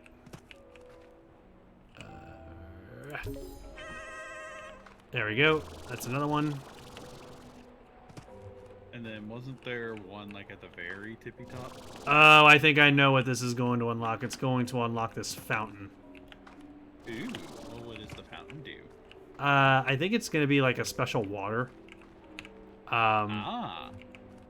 So, but we will see. I need to get back up. Magic water is magic water. Maybe you need the magic water for other things. Ah, come on. What? No. Come on. There we go. I was just trying to get back up. There we go. Alright. One more, which is at the very top. Tippy top. Tippy top. There it is. It's actually not at the tippy top, but it's pretty darn close. I love hearing the slime sing. Super So cute. did that activate it? Yeah, it did. Yeah, it's as I thought. It's like a fountain of special water. Oh, look how fancy it is. So it's ancient water, and it gives you infinite oh, well, I'm blasting the wrong things. Can we collect those back up again? Yeah, you probably need those. It gives us infinite. Oh no! So wait, it gives you infinite water for a period of time? Yep, it's infinite water for 30 seconds. Oh, that's pretty neat. I have no idea why that's useful though. Yeah, that's the only problem with it, is that it's very situational. Like what would you use for? I haven't tried it on these eruptions, so it might be useful for that. Maybe? Let's try it out. Nope. It's just infinite water. Great. And it only lasts for 30 seconds. You had one job, ancient water. Well, that wasn't as exciting as I thought it might be. Yeah, but I mean we had fun doing it, you know? Yep. And there's also still those other statues that we found, too. Right. So let's go feed them.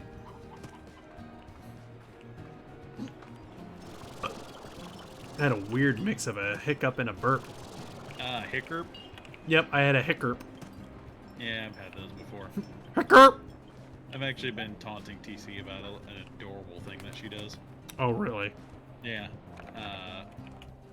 I've given it I've coined the name on it, and I've called it the Midnight Yopper. The Midnight Yomper. Yop, like Midnight Yopper. YOH. Yeah. And she has like these weird hiccups to where she'll like just go like yop. Oh, I think I've heard her do that before. Yeah, it's so adorable. I love it. Yup. But, like for some reason it always seems to happen at night, like after dinner, and so like that's where the Midnight Yopper has come from. Midnight Yopper's Yopper. coming in your sleep. They're going to abduct you and haul you away. and give you the worst case of hiccups you've ever seen. There you are. Maybe drinking the water will turn you into a slime. Yeah, that's what we really wanted to do in this game. That's the headcanon I'm accepting. We've been doing all this to become one with the slimes and become their king. Yep, I want to be the ruler of all slimes. So that was the only statue I found. There's So gotta be more. there's here. yeah, there's definitely more. I just don't know where they are. I gotta look around for Also, them. what they do to check if we have all of them. Yep.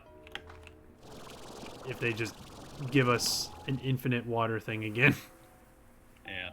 So knowing this game, they probably go up. Also, what was with that big demon tornado? That was likely caused by one of the tornado guys, because they can do that. Like if they're hungry enough, they'll make like big twisters.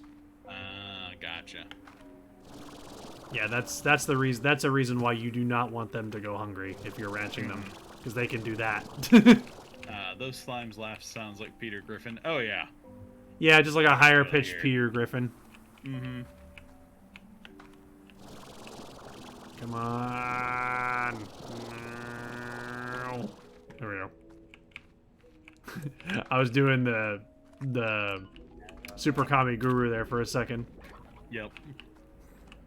Ooh. Oh, hey. Oh, is this just another water fountain? Yes, it looks like it's another water fountain. Oh. I mean, if you Yeah. want to activate it, then cool.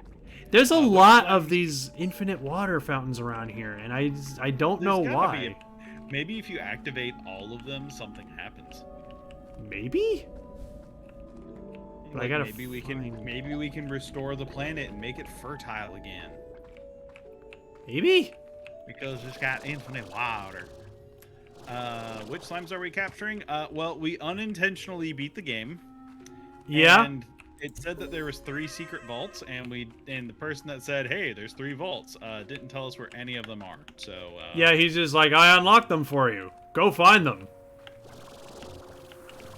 because we need more content in this game. Yeah, we Also, need. welcome, Foxy. Welcome, Foxy. They're like, yeah, we need an excuse to make sure that you keep playing. But yeah, there's still a couple of slimes we haven't seen. Yeah, let me look at the Slimepedia. I think there's a few. I think there's like 2 or 3. Actually, I think there's one that we have completely missed somehow. I think it was the fire slime. So I remember there was specifically a fire slime. Oh yeah, that's probably the one before the dervish. Yeah, but the problem is I don't know where they are. Yeah, sorry, Foxy. But I mean, if you want to check the VOD afterwards, you could look at the ending. Yeah, the ending is pretty much just reflecting on, choosing between 2 paths in your life, and and then they sing a love song about another it. or love making slime babies. Yeah, that. Yeah. Do you want companionship or fur babies? Except they aren't furry. I prefer pets. Yeah, I like having a pet, but I'm also married, so I guess I can't really talk. I think didn't you and TC kind of decide we just want to have a dog? Yeah, no, we're not kid. I don't want to say like we're not kid appropriate or not kid compatible, but it's like we're just not at that point in our lives, I guess is the best way to phrase it. Mm-hmm. I'm kind of the same way. Like, if I got married right now, I would probably be like, can we hold off on the whole having kids thing and just get a dog? I've already got Evie. We can make her our baby. Fire slimes like fire. Yes. Is there like a volcano area we can go to find fire slimes? No idea. I'm still trying to Kid enough. find you. Exactly. See, I'm the baby. Gotta love me. I am the baby. Gotta love That's me. an obscure reference. I'm curious if anybody's going to Oh, get. come on. People have to know that one. I really hope so. I will be very sad if there's someone in chat who doesn't get that reference. If they don't get that, if there's someone who doesn't get that reference, they have to be.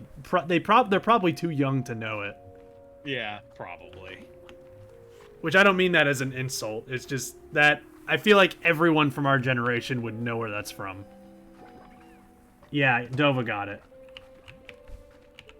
Wolf said land before time. I mean, right time period? Wrong franchise. Yes. God, Dinosaurs was like legit. I went back and watched some of it, and it is like ahead of its time good. Like, you know? Really? Yeah, like some of the stuff that they did in that was just like, whoa, they actually did this way back then. That's actually kind of impressive. That's fair enough. That's fair enough. There's a lot of content out there that's like underappreciated for being ahead of their time. And Dinosaurs, I guess, is probably... There was a mosaic slime down there. Go back, you fool. What? There's a mosaic slime. Where was the In Mosaic that Slime? cave. There's a mosaic slime in that cave. I don't see a Mosaic Slime. Pretty sure I saw a mosaic slime. I think Down on the ground. I think you saw the crystal. Oh, well, it looks shiny. Dang it. Okay. A Mosaic Slime in a cave. Doesn't it end on a pretty dark note? Oh yeah, yeah, it does. Ah! They tricked us with another one of those golden things. Why is it freaking out under the ground? Because it was a fake. Oh. So fakes just glitch out of existence? Well, what it was is like, it was like, jingle, jingle, jingle, I think you found one. Oh, wait, no, you didn't. Like, that's what that was. Yeah, probably. It was a fake out. Boo. That's just mean. Where are these damn statues? I've been looking all over this place for them statues and I can't find anything. They're probably up or down or all around. I wish you hadn't done that. We're gonna get back onto Courage the Cowardly Dog.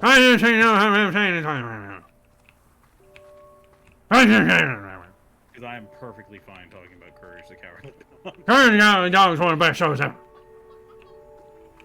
Trying to turn into Boomhauer and Dale Dribble at the same time.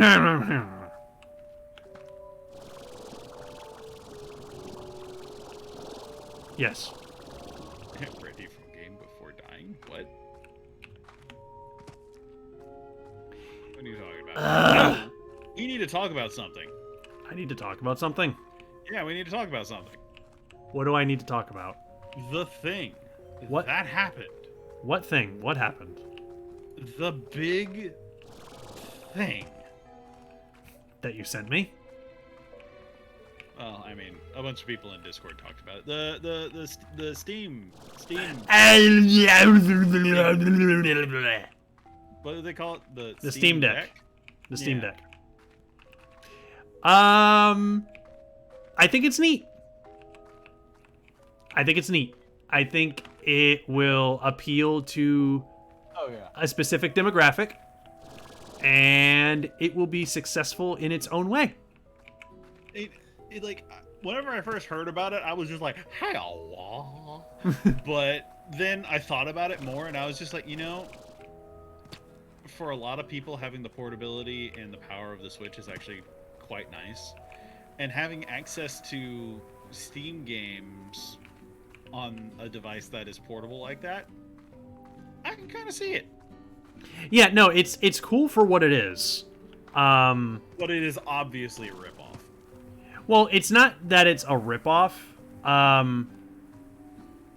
The first thing I thought when I saw the announcement for that, oh hey, we found more of these slimes. Hi, Boomer. Blip. Sorry. She tried to jump up on me. Oh hey, more mosaic. Yep, we found more mosaics. The first reaction I had when I saw the announcement of that, my initial reaction was, oh, this looks really cool. Oh, great. Now people are going to start posting RIP Switch memes on the internet. Yeah. Because of course people are going to do that because they're like, oh, Nintendo's not doing a Switch Pro. Well, Valve will fucking do it. Mm-hmm. which I think is hilarious, but it is what it is. It's for a different market, in my opinion, which it's a cool device for that niche. The thing that I'm like considering the most though is like it operates as a Windows computer, right? Like, Yeah, so you can put Windows on it. I wonder if I could put the Adobe Creative Cloud on it. Technically, you could. It wouldn't be very effective, but you could. Probably. Yeah, I'm curious like what OS it's fully going to be. But... Well, it comes with SteamOS. Oh, it comes with SteamOS? Okay. Yeah, it comes with SteamOS, which is based on Linux. Gotcha. Okay. But Well, you can reload it with Windows if you want. Yeah, you could probably bootleg it if you jailbreak it. Well, no, you don't even have to bootleg it. Like Valve straight up says, like it comes with SteamOS, but if you want to, like, put Windows on it, Windows on it, you could. Yeah. Oh, hell yeah. Yeah, no, you don't have to bootleg anything. Does it have a touchscreen, or is it? I believe so. Don't quote me on that.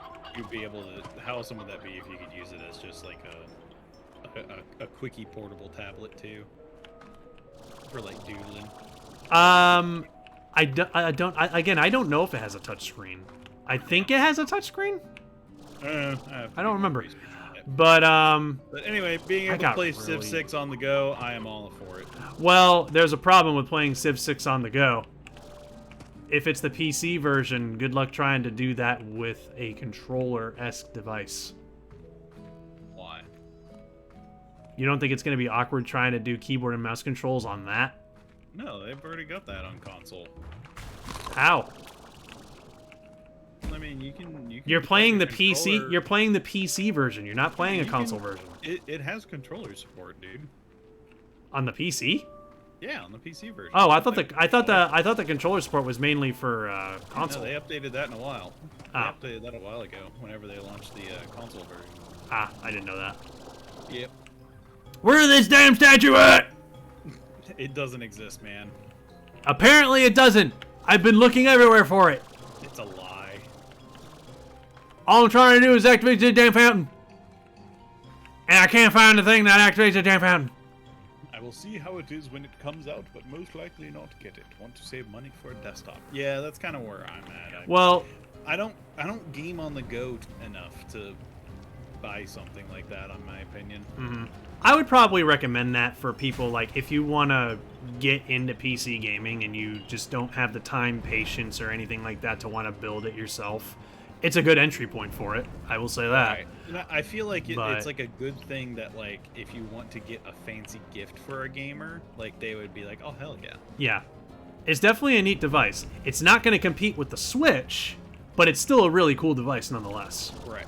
I definitely feel like it's going to appeal to a younger audience, like kids especially, that want to get more into PC gaming, but they don't have the space or the money to get like a full-size desktop.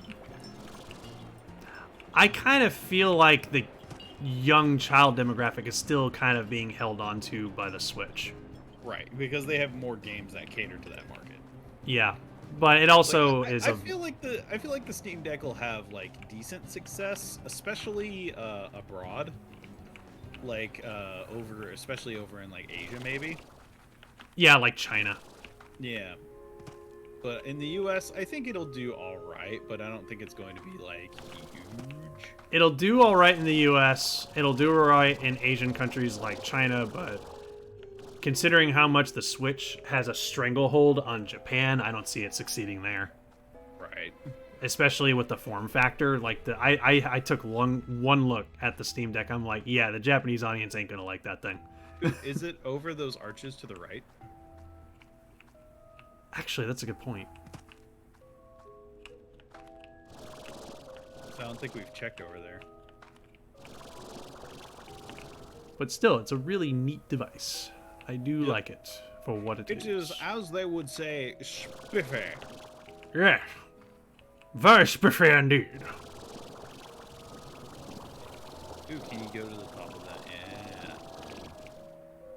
Yeah. Okay, so there's a fancy treasure chest over here. Ooh. But there's no damn statue!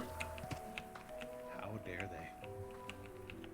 God, there's one statue just hidden in a corner somewhere that just activates a freaking fountain, and I can't find it. I've been searching for it for what feels like ages, and I can't find the stupid statue. That could be a vault. Oh, yeah, maybe. What? That purple one, that might be one of the vaults that dude was talking about. Maybe? Somewhere out there, I could. slime statue waits for you. I'll have to get back up God, there. that's an old reference. Ah! I'm surprised I remember that. Ribbit. You have probably no idea what I'm talking about. Nope. Do you remember a particular mouse character that had a movie about going to the West? It sounds familiar. That's what I will say, is it sounds familiar. Does the name Feifel ring a bell? No. Aw. You haven't, you ever heard of Feifel Goes West?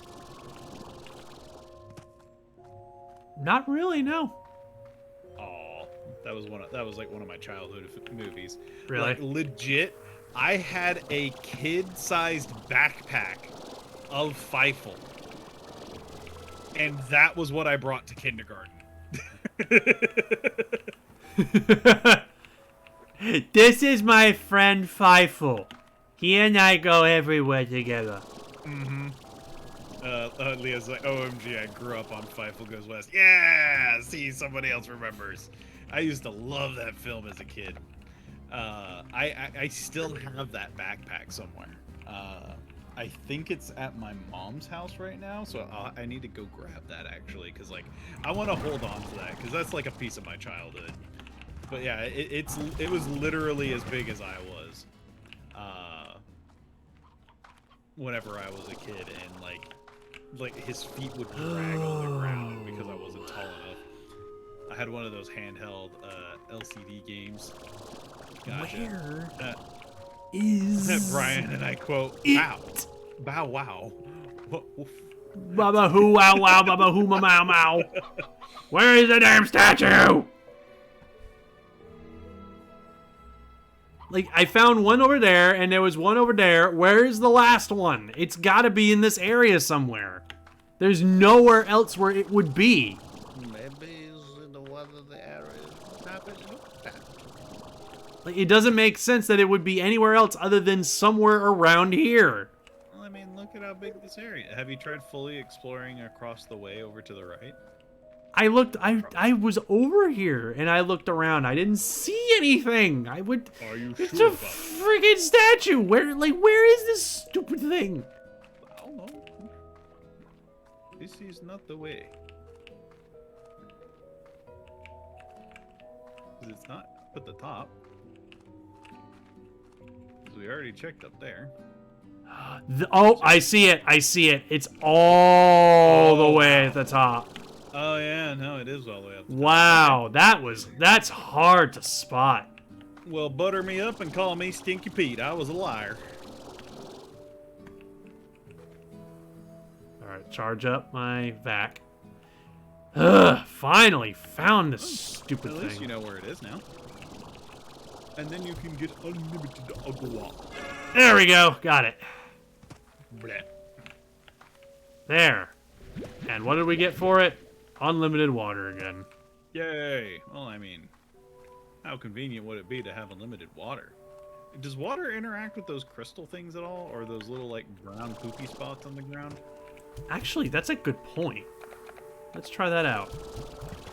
I mean, there's got to be a reason that they would give you unlimited No, water. it's not really doing anything to them.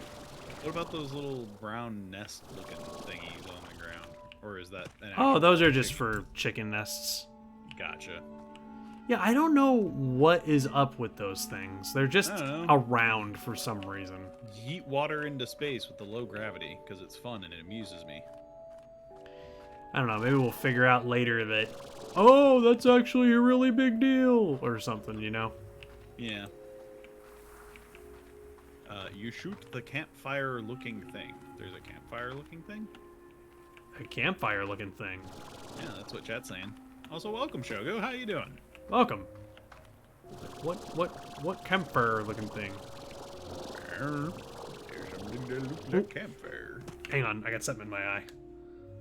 You should probably do something about that. I'm doing something about it. Hang on. What are you doing? Describe it in excruciating detail. There we go. That's better. You I got it. Describe what you did. I'm sorry, what was that? You were supposed to describe it in excruciating detail. Describe what? How you had to surgically remove something with your fingy. Okay, I surgically removed something from my eye with my fingy. There you go. I described it. I just love contrasting that statement with something as intelligent sounding as surgical. With the word fingy. Please, describe for me the surgical procedure that you performed with your fingy. Chat is saying, Nasida, on the ground, red fire-looking plant. Those flower bud things were found in the desert. Spalsh them with ancient water.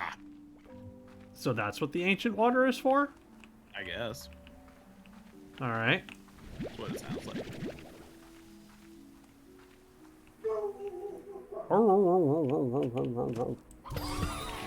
Like Whoa! What? Whoa! Oh? That is a lot of flora and fauna that just opened up. Holy cow! So yeah, we can like make the planet like nice again. So that's what the ancient water is for. It's for renewing the planet. Cool.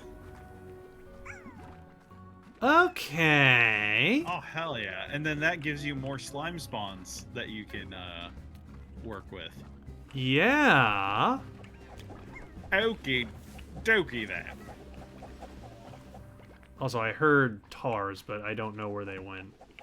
He's fine. He probably fell in the water and died. Keel over and die. I had to Google it. You Googled that? How Here, I thought dare were you? having a big brain. Can we check on Chubby Goldilocks? Is Chubby Goldie there? I want to see if Chubby Goldie's there. We Or shall do we check. have, We or shall do we have check. another job right now? We shall check on him soon.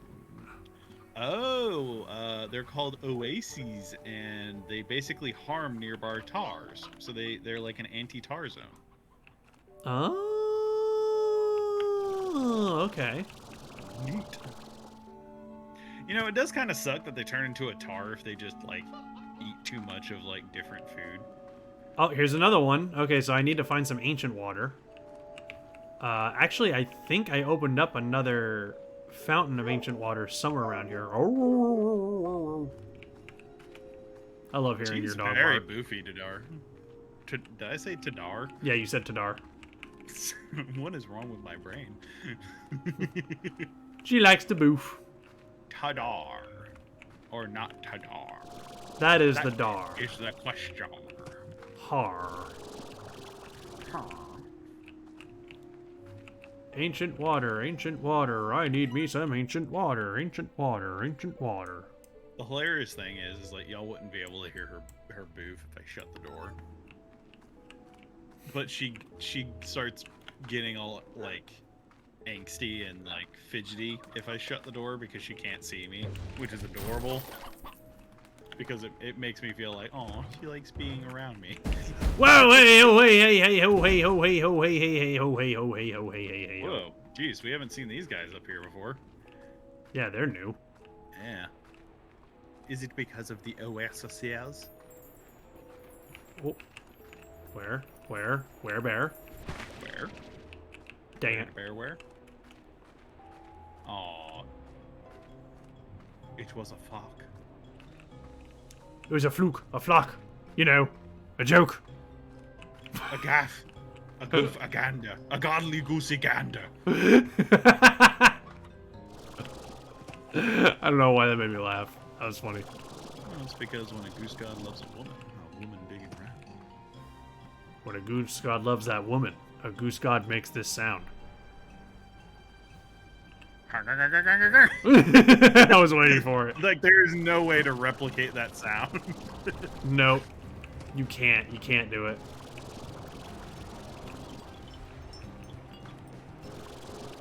Which, by the way, that is a sound effect that you can redeem on stream. Hint, hint. Wink, wink, nudge, nudge. Yeah. That's all I'm saying. I'm just saying, you know, it's there. You know, it's available. On Blu-ray and DVD. Yeah. Available today. Yeah, see Goose God live in concert.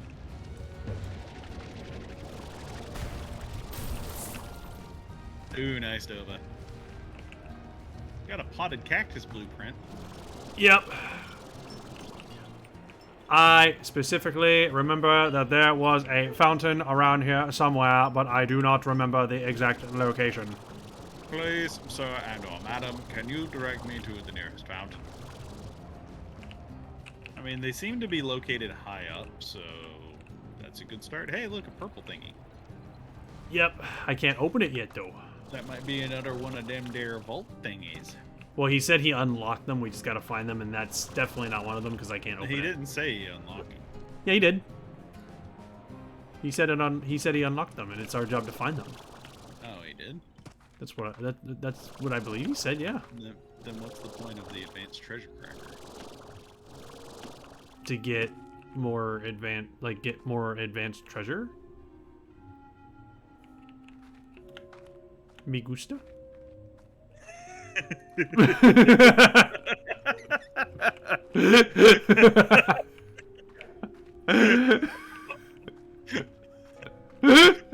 What prompted you to say that? I don't know.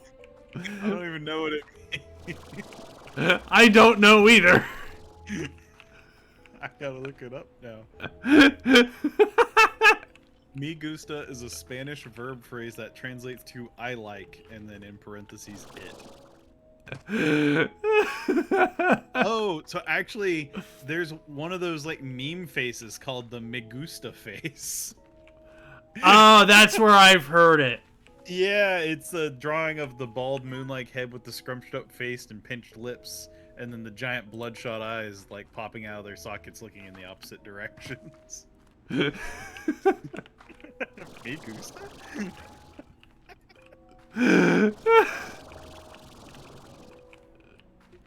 I like that I just kind of said it like... Did you What? just fall through that one rock? Yes, I did. And I... What? I found another door? Oh, okay, this is the door that I found earlier. That's right. Okay. I thought I found another door. Oh. Are you sure? Alright, so... Ooh, is that another statue, or is that one? This is one that I actually have activated already. I just need to remember Okay, where so it we need is. to find the water fountain that it activated. It's around here or somewhere. I think it's down here. Well, there's the flower we need to. I love sploosh. the sounds that the chickens make. It is amazing. Alright, I have ancient water. Let's see what we can do. Now go sploosh. Because it only lasts for 30 seconds. We know that I got the giant knife, a ton of shots. Right Grow for me! Oh my gosh, look at all these guys! Oh wow, yeah, there's a whole bunch of them. And there's a bunch of mosaic ones. Yeah, I'm grabbing them. Ow, ow, ow. We have 7 mosaics in our inventory. Hell yeah.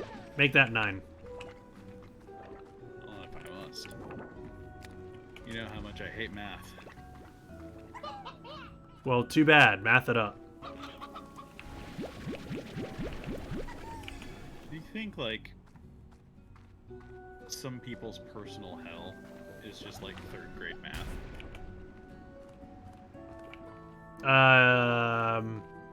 Yes.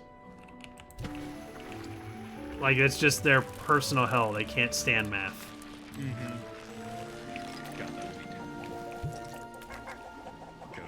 Laughing, you're forced to do math for all eternity. No, not math. This is what calculators were invented. Please stop. It's agony. I can't handle long division. It's Too divisive. It's too divisive. Division. It's very divisive. Yep. That's your dad joke of the day. Yes.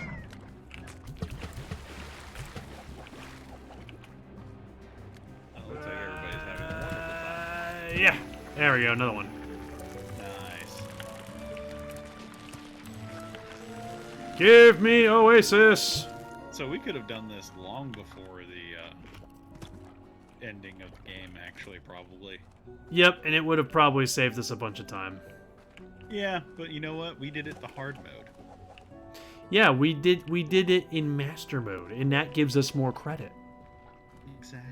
You know, we makes us feel better about ourselves. So there you go. Question. Everybody wins. What? Where did we set up the Goldie Boy trap? I remember.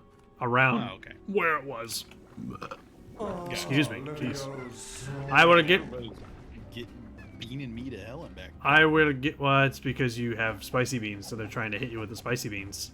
Oh, gotcha. Ooh, the birthday cake. Come on, come on, come on, come on. Where is it? There we go. What? I got another Oasis. Oh, okay. I thought you found another golden one. God, it's so many slimes spawning in one place.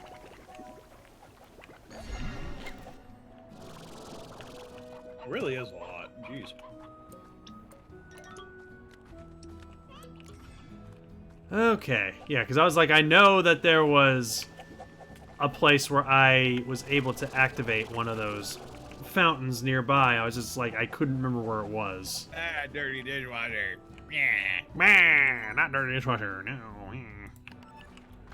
Alright, let me eat my bean.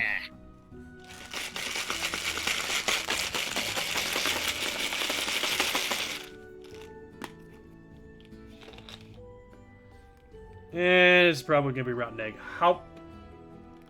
Yep, it's rotten egg. That's exactly what I thought it would be. Also, no slime, no Gordo. I mean to say, there's no Gordo here. Aww. But Why not? we will leave it for a while longer, see if anything happens. But I doubt anything will happen. But we'll leave it and see if anything does. Oh, hey, we found another one. Another what? Oh. Yeah. Oh, well, then take it back with you.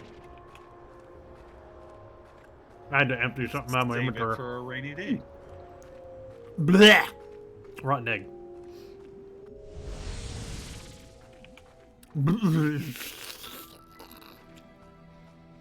Bleh. Oh, that's nasty. It's very, very nasty. Advanced Gordo Snare. A more advanced Gordo Snare with less random shit. So we can make a better Gordo Snare. Oh. But first, I do believe we need to drop off our Mosaic Slimes to their new home. Yeah. And then make them glorious kitty cats. Yes, of course. Actually, if you leave them in there and the other ones poop out the cat ones, wouldn't they just eat that over time? Yep. I just realized that we are about to have 12 of these big things in here. It's gonna be awesome. This is either going to be awesome or terrible. Yeah, because the explosions are going to be all over the place. Especially if we make all of them into the big kitty cats. Hell yeah.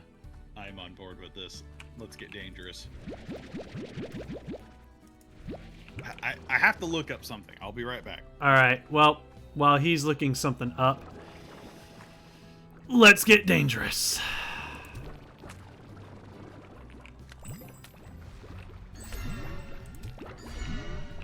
Oh, this is a terrible idea.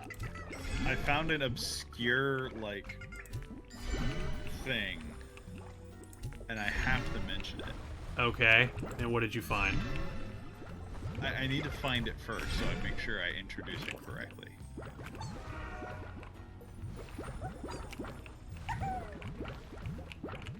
Did I get all of them? No, there's still one left in there.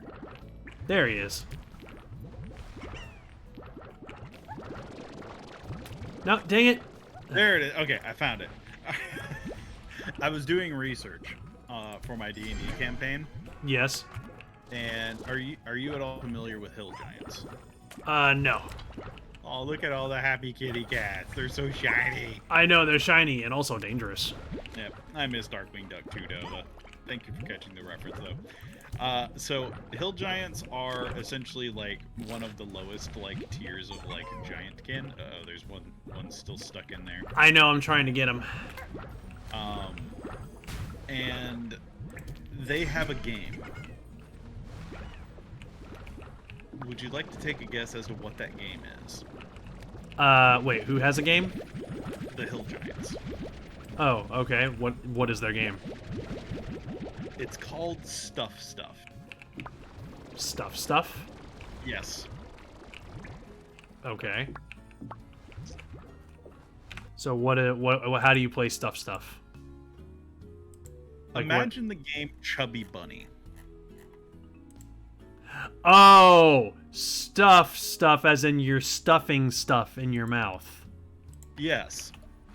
But what do they stuff in their mouth? Humans. That is not what they like to play with. Then I have no idea. They prefer the smaller creatures. They prefer dwarves, halflings, and gnomes for stuff because they can fit more in their mouth at once. It's the most fucked up thing I've read in the books. It's terrible, but it's also just kind of like, why is this a game? Because it can be. Why God. not? It's just fucked up Chubby Bunny, and I can't unsee it now. Trevor Warner. Oh God. Why? Why Wizards of the Coast? Why would you make this a thing? Because it's their game and they can do whatever they want. That's fair.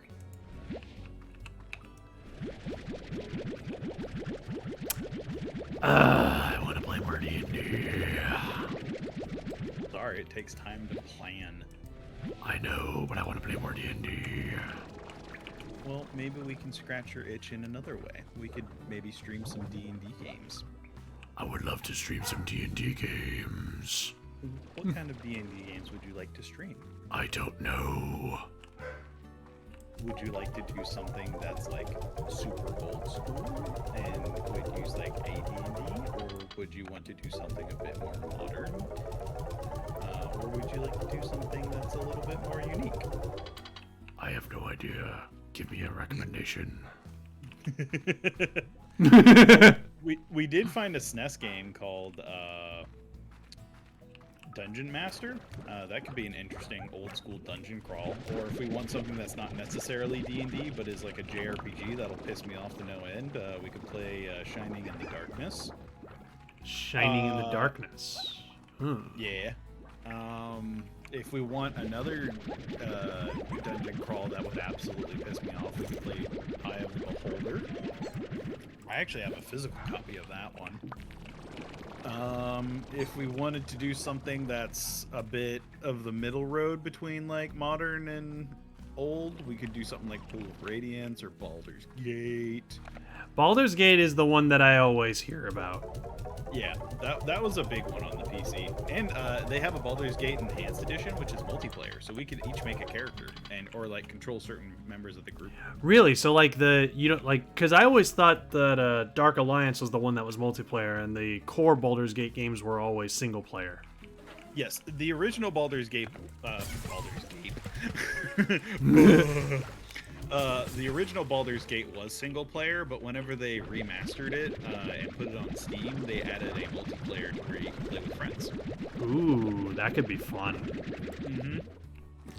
So yeah, we could each like create a character and then party up. I might consider us doing that. How about more Relics of Hyrule? Yeah, it has been a while since we've gone to that. That's true, but at the same time, we're also playing Oblivion right now. Yeah, that is a lot of Elder Scrolls. Yeah, that would be a little bit too much Elder Scrolls for stream. Foxy says, I want to play D&D one day. It's a lot of fun. Oh yeah, Especially it's if so you- much fun. You have a good group to play with. Like I more joined D&D out of curiosity because like, oh, I want to try this out. It sounds like it might be fun, and I was like, I was like excited, but I was also kind of like, we'll see how it goes, kind of thing. Yeah. And over the months, I started to enjoy it more and more and more. And then when we got to starting your campaign, I just started getting so into it. Mm-hmm. I mean, it really helps to have somebody that has some experience with storytelling because it helps keep the interest in the narrative going. But the biggest thing that you need is just somebody that's willing to take the time to plan out like the general direction of what they want to happen. Yeah. It's like one thing I would like to do is, because I know that there are Zelda-themed modules out there, Yes, there are. and I would love to DM one. But because they are homebrew, you have to build the campaign yourself. It's not like if you're using like a module from Wizards of the Coast directly, and it's like it's a pre-done story that you can tell. Like you have to tell your own story. So it's just, as a DM in those situations, you have to kind of write your own story. Yep. So if you're not good at telling a good story, you need to get good at telling a good story if you want to DM. Mm-hmm. And it doesn't have to turn into this like over-the-top chore. Like, I've had times where I've planned an entire D&D session in like 30 minutes because I have a solid enough foundation of like the rules and how things interact to make it work. And then I can keep everything kind of loose to improv based off of what the characters do. Yeah. It's just, it's all about making the time to do it. I've listened to podcasts and TikTok for D&D, and it sounds so much fun. Yeah, if you like doing role playing and hanging out with friends, then it can be an absolute blast. It really is. I look forward to it every single Thursday. Every week, I'm just like, Thursday. Thursday. Yep.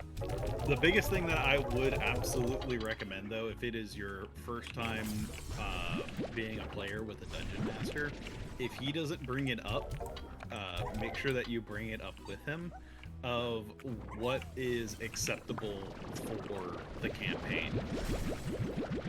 That's actually very important, because like I was just messaging Bumbler today about an ability that I was thinking about putting on my character, and I was like, this seems really powerful. What are your thoughts? And Right. he looked at it, he's like, if you're gonna use it, we're gonna have to nerf that a bit. Yeah, there's some things that just aren't balanced, but that's more of game mechanics. I was talking more about content of story. Ah, that's fair. Because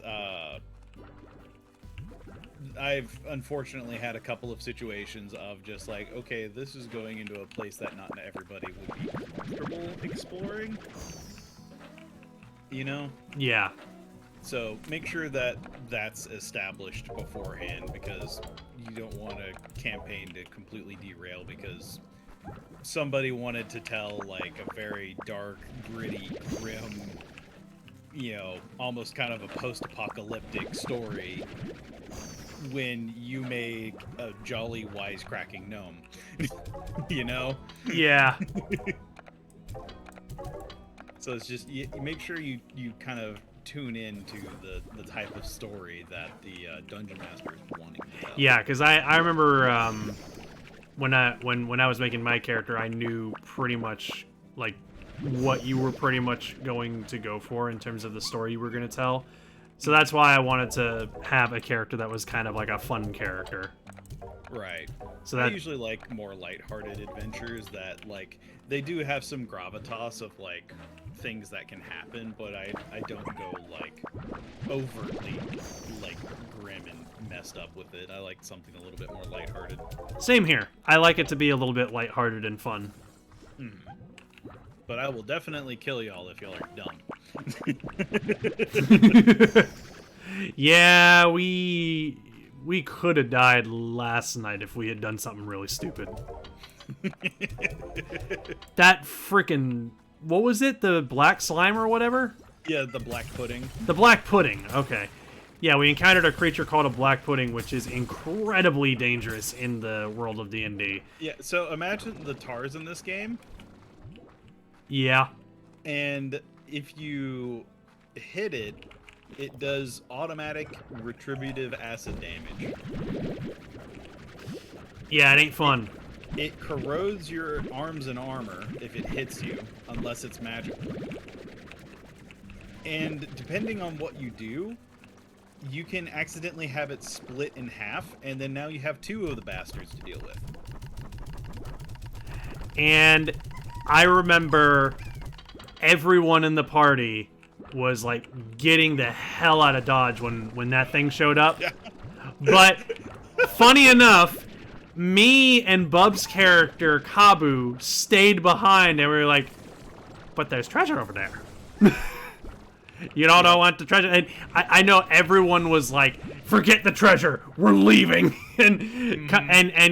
And Bub and I were like, "No, we're gonna go for the treasure," and they were like, "You two are idiots." And so, but we succeeded. We got the treasure, and you know what? It was worth it because we got a freaking bag of holding, which was amazing to find. Yep. And we found like 900 gold pieces, which is an insane amount of money in that game. So, would it be wrong of me to tell you that I've been going easy on y'all? Really? So, you remember, if I go based off of, like, what the game's challenge rating system is, a normal encounter would have been 2 of those black puddings, not just 1. Oh, jeez. Yeah. Now, and granted, y'all had already been through, like, a whole bunch of fights, so y'all's resources were already kind of strapped, so that's precisely why I didn't put a second one down there, but yeah. There's, according to, like, the game, like, it should have been a lot nastier of a fight. Well, with what we had available to us, we were able to distract the black pudding away from us so that I could sneak in and open the treasure chest and get the wonderful goodies that were inside. Yep. And then you let the other creatures in the cavern have to deal with them. Yep. No, my favorite part was when behind me I just heard this just really deep and loud brrrr. Yep. And it was just 2 gigantic fucking toads just come emerging out of the water. Yeah. And imagine frogs about the size of a car. Yep. And there was 2 of them.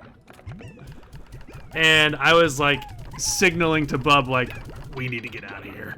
And like now, before they know we're here. That's the part I love the most about D&D though, is that like, of course you're going to get some parties that are absolute murder hobos where they want to, go in sword swinging and try and kill everything that they can.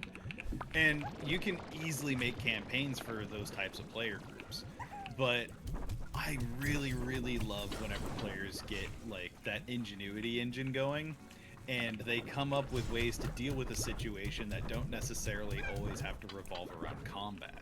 Yep, and that was the whole thing that I was going for. I'm like, okay, this black pudding is gonna murder us if we get its attention. Let's see what we can do to get it away from the treasure chest so that we can sneak in and take the goodies. And that's what we did. Yep. And after that, I got to swing across a giant pit like Tarzan, so that was fun. Oh yeah, that was fun. I love the mental imagery of it. Yeah, this little like old man gnome just swinging across this pit, just.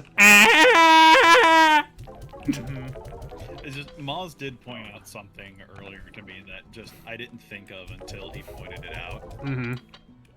All of the older members of the party have this reckless abandon, and all of the young characters are the ones that are acting like they're older and have something to live for.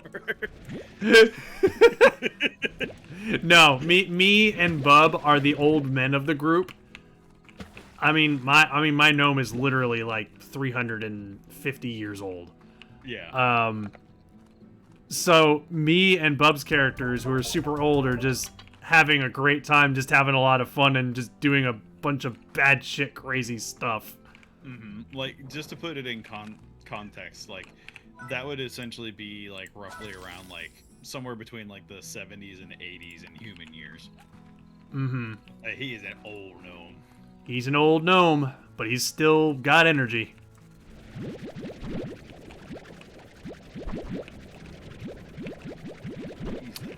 Trees make so... Oh, wait, it's got, like, the fertilizers and other stuff. Yeah, that's why they make so much fruit. So much. So you can't even loot it all. It's making so many fruits. So the prickle pears were the favorites of... Okay, I remember what okay, I remember. I'd like to start with a one-shot to test it out. Yeah, no, that's a good way to kind of dip your toes. And you can even use, like, prefab characters, which essentially means just, like DM-generated characters. Yep. So that way you know that they're, like, balanced and will do what they're, like, designed to do if you're not comfortable making your own character just yet. Yeah, I was, like, after the second time I made my... After making a character the second time, I was extremely comfortable doing it just on my own. Like, the first two characters I ever made, I had to get Bumbler to help me out with making them, but now I feel like I could easily just make a character on my own. Right. Like Master Roshi. Yeah, exactly. Yep, that's basically my character. He's basically like a gnome Master Roshi. I will say there is one-shot offshoot of D&D that I've always wanted to try after Wade mentioned it to me. Okay. There's a one-shot campaign called Honey Heist. Honey Heist. Yes. And you play as a group of bears trying to infiltrate a carnival to steal their honey. That sounds amazing. It does. Ever since he told me about it, I've wanted to play it. Because it just sounds ridiculous and amazing. That sounds like a campaign that we would enjoy. Oh yeah. But yeah, it's definitely a one-shot, but it's one that's just like, whenever you hear about it, you're just like, oh my god, that's amazing. Oh my god, D&D's so fun.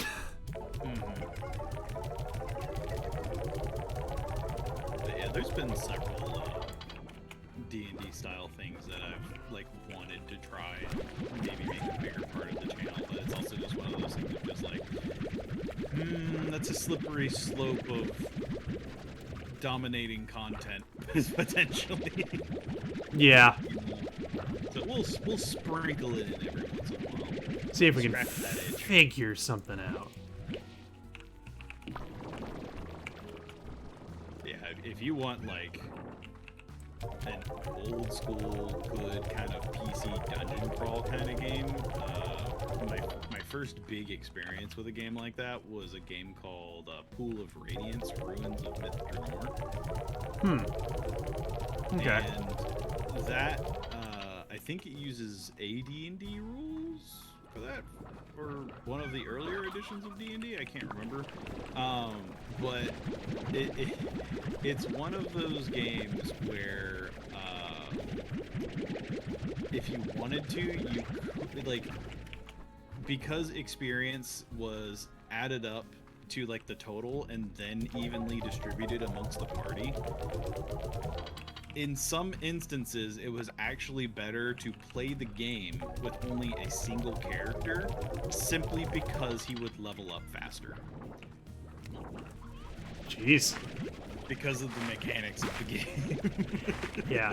And recently, whenever I was trying to figure out like a good video game to kind of scratch the D&D itch while I was waiting for D&D night every week, the game I ended up booting up was Pillars of Eternity. Yeah. And I was actually having a lot of fun playing it. Yeah, I think that one was made by the people who made Pathfinder, which was a group of people who worked on like D&D. Well, Pillars of Eternity was developed by Obsidian Entertainment. Right, but I think because what happened was I think they collaborated with the people that made Pathfinder for like some of the ideas and mechanics to make it their own. Ah, okay. Yeah. Yeah, because I remember you were telling me that Pillars of Eternity actually takes place in a D&D world. I don't think I think it's their own like homebrew thing. That's what I thought when I started playing it. But I remember somebody mentioned. I think mechanically it used stuff from from other things, but yeah, what happened was during, from what I at least understand, I may be wrong on this, but this is what I heard. Was back when 3.5 was the big like D&D edition.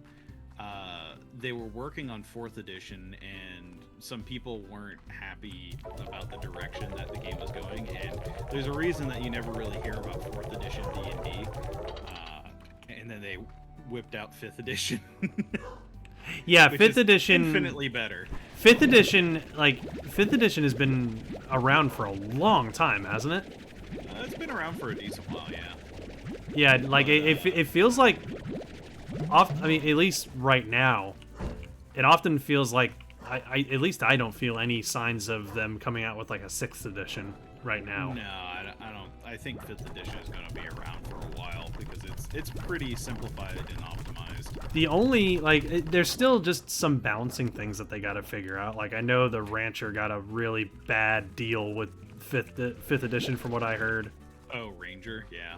Yeah, Rangers. They've always had a hard time balancing archer classes, unfortunately. It's a rough deal. Yeah, which kind of sucks because I was actually considering doing a Ranger for my next class, but I want to make sure that it's fun for not just me but everyone in the party. Right. Every character is, every class is viable, but yes. Metal scooper. Oh, I cleaned it, so it's probably on the counter. Yeah. But yeah, no, and honestly, like, play the class you want to play, because thematically you want to, play the character you want to play.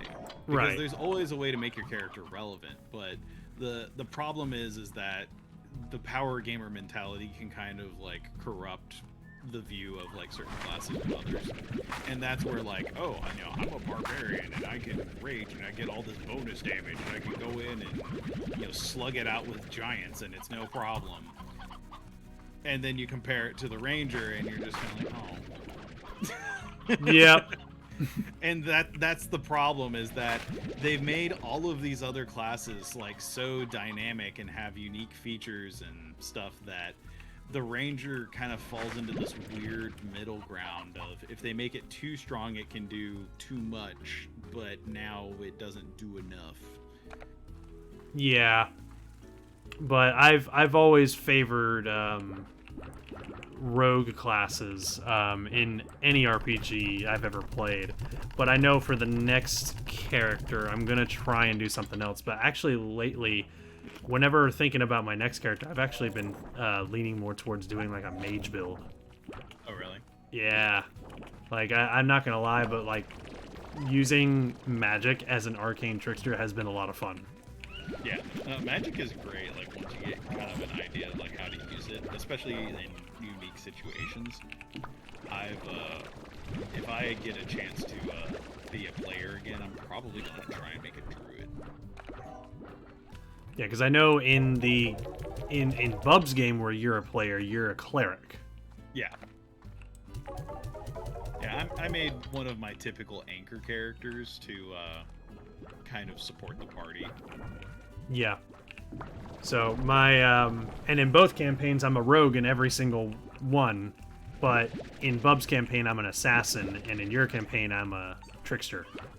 Yep, which have different flavors just on their own.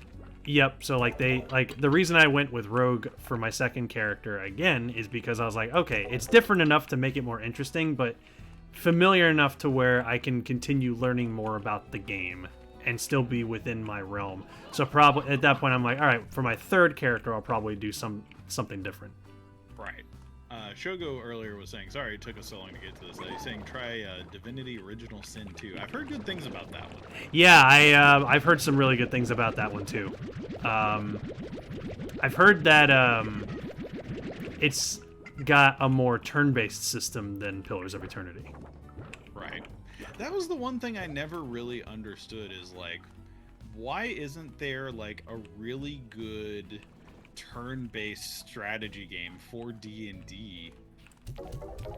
Yeah, there Like- really isn't one. Like Tactics, you know? Like Final Fantasy Tactics. Like that feels like that would be like the perfect format for it, and you could easily Yeah. integrate the D&D mechanics, but I think the reason they don't want to do it is because then it would dilute the interest in Dungeons and Dragons itself. Yeah, but at the same time, I'm just kind of like, well, that would still be kind of serving a different market, though, because D&D itself is something that people are still going to want to do, but the thing is, you can only really do traditional D&D if you have a group of people to play it. You can't do it by yourself, whereas if you're by yourself and you're just like, I really want to play, like, actual D&D right now, but no one's available to put a session together right now, Right. then it's just like, well, how am I going to fill the D&D hole in my heart? Right. And a perfect avenue for that is a good, solid, faithful D&D video game. But we don't really have something like that. How insane would it be if they did a Mario Maker D&D? A what? Like a Mario Maker D&D game? Oh, like you can actually make a D&D campaign in a video game? Yeah, like you could build the maps and then encounters and then like set flags for like what can happen in that situation. That would actually be interesting. Yeah, that would actually be really cool. But again, I feel like at that point you're kind of stepping on toes potentially. Yeah. But again, it's hard to say. Yeah, I really wish that like faithful D&D experience in the form of a video game existed, but it doesn't really exist. Like the closest you can get is games like Pillars of Eternity or Divinity Original Sin or Baldur's Gate. That's the closest you'll get. Not Morrowind. Icewind Dale is another one that is pretty good. Yeah. Those games. We're gonna be doing farming for a while because I'm just trying to make money because I'm trying to buy stuff at the moment. Trying to buy stuff. Because that's the main thing that we have left to do. Gotcha. Actually, I should be looking at blueprints now that I think about it, because if I can unlock more blueprints, we can try to be able to unlock more advanced treasure chests. Right. Because yeah, at the rate you're going, I don't know if we're going to make it in the hour that we have left. So well, I've mainly just been getting a bunch of my ranching done. So let me see what I can do. So what's the best way to make money? Oh god, Advanced Gordo Snare requires pepper jam and a glass shard and silky sand. None of which I've been able to find. Alright. Oh, maybe to get those, you have to put drills on the other planet more. Maybe that's what it is. Yeah. Because it says pepper jam. That sounds like it would come from that planet now that I think about it. Mm-hmm. That would explain why I'm not really getting anything from here. I guess you just have to make sure you're mining in more, you know, like other spots. Yeah, I mean, that's at least an idea. Then I'm going to get an advanced drill. I have a And feeling you're going to continue playing this after we finish streaming it, though. maybe in my own time. Yeah. But I think tonight will be the final, like, actual stream. Because we did beat the game. And I think we've been playing this long enough to where it's just like, maybe it might be time to move on to something new. You know? Yep. Because honestly, I didn't think that Slime Rancher would last this long. Right. But you hear the concept for the game, and you're just like, oh, that'll be a quick little interesting game. I honestly thought it would be a one-off. Like, I legit thought it would be a one-off. No! It was anything There's but. so much more. It was anything but a one-off. Yeah. Do we know what we want to play after this? Have we talked about that? Nope, but I do know right now that we did actually end up buying that slime key, so we need to go check out that door. Okay. So I'm gonna sleep, and then we're gonna go back to the fancy planet. All right. Did you want to buy any drills to bring with you, or? I did just buy a actually, that's right. I was about to get some tabby plorts.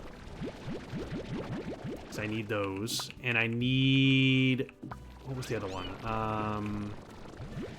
Phosphor plorts. That's right. I need phosphor plorts and tabby plorts. So that way I can make more of those drilly things. Let's see. Okay, cool. Yeah, there's some over here. Sorry, I know you're hungry, but I got other things I gotta do, and if I keep on trying to feed you guys, it's just gonna take up the entirety of the rest of my hour. He's on a time crunch. We've got 1 hour of this game left. Each biome has its own special drop, and you can have up to 6 of each thing down. Ah, okay. So yeah, mining in different areas of the world gives you different stuff. Yeah, so that's the mistake I've been making. Lessons learned. Yep. Honestly, if there's one thing I really hope that they fix in Slime Rancher 2, they really need to add some way to expand the inventory. Like, being limited to only 4 items at once is a major limitation. I can understand that. Like, okay, you want to start the game off with only being able to carry 4 things, that's fine.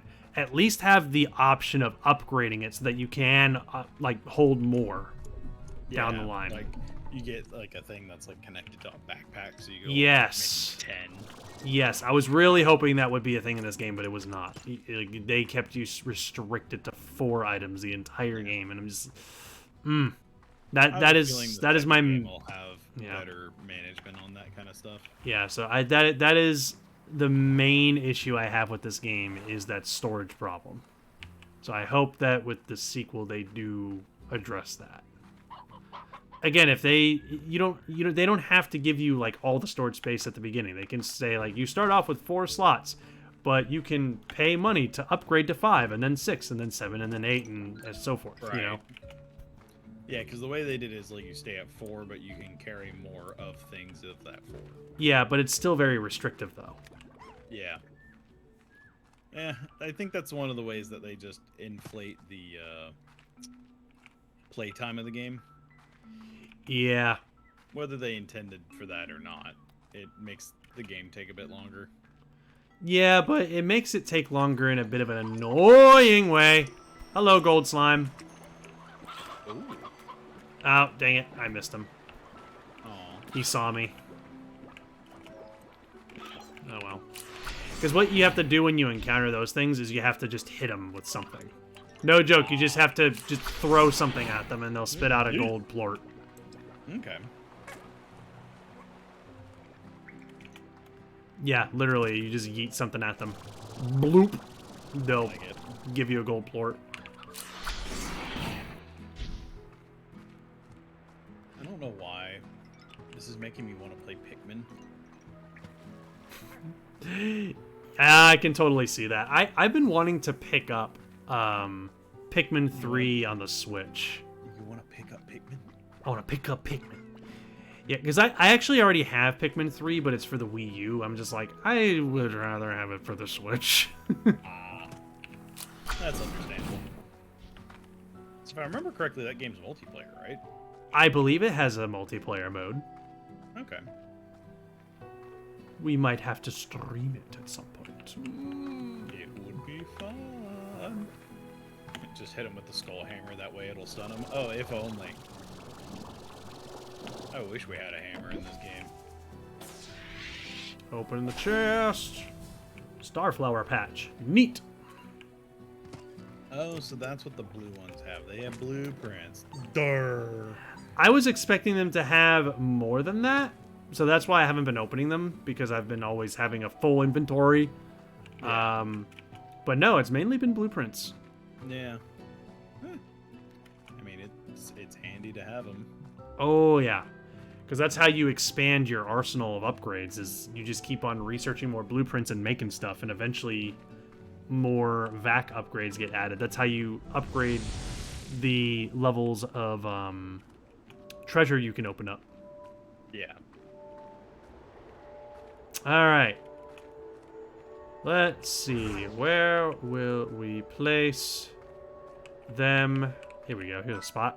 I'll put the advanced drill right here. And I forgot to make the other thing, so I'll have to come back later, but that's fine. I wanted to come here and open the door, so Okay. that was a big thing I wanted to do, was just go open the door and see what's in there.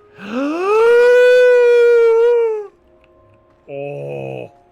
Oh, they do exist! Big shiny golden boy. Look at him!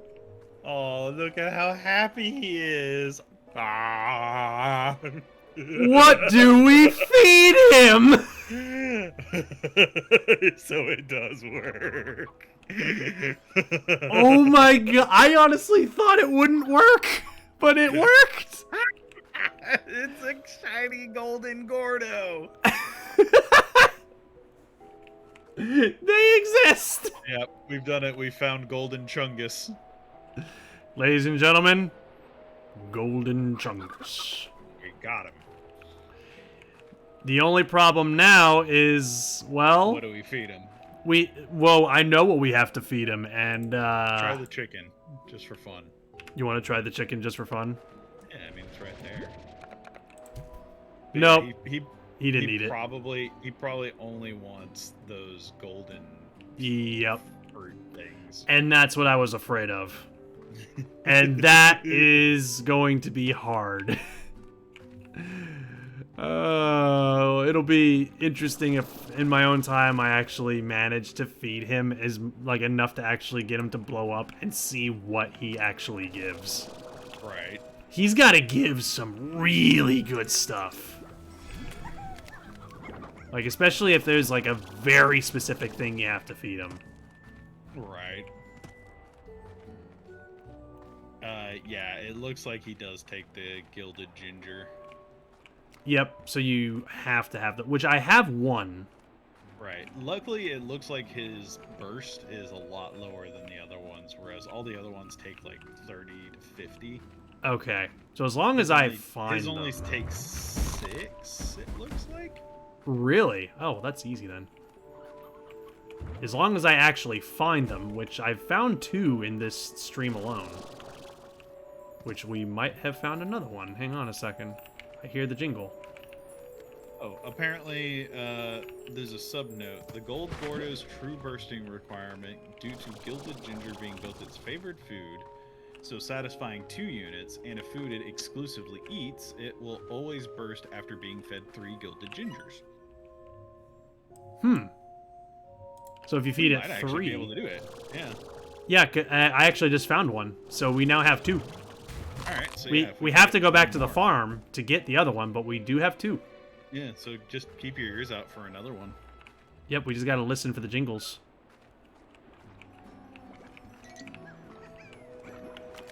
Let's see.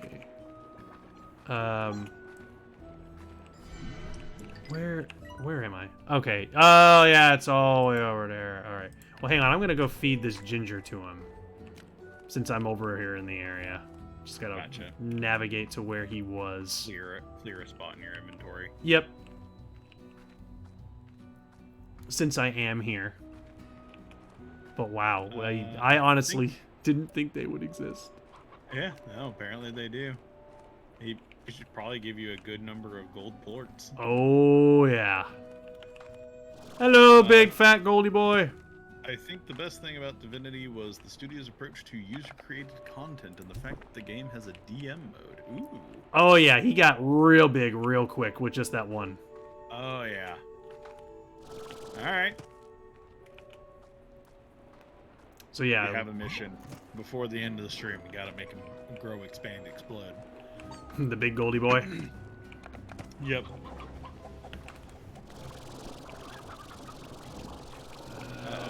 Yeah, it's about to get all nasty. Yep. The world's angry. How dare you feed the Goldie boy?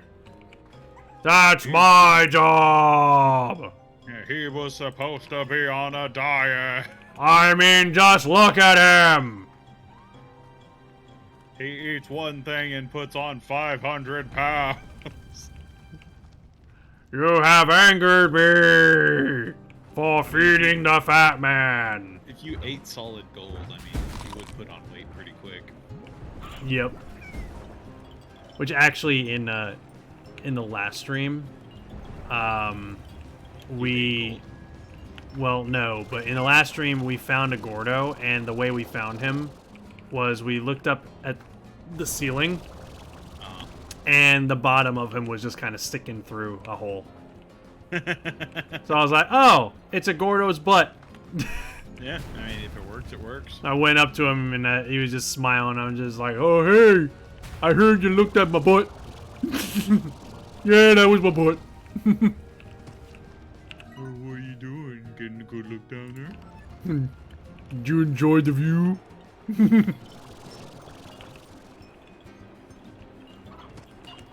It's like I hear jingles, but it's not the same jingle. It's more of a jangle.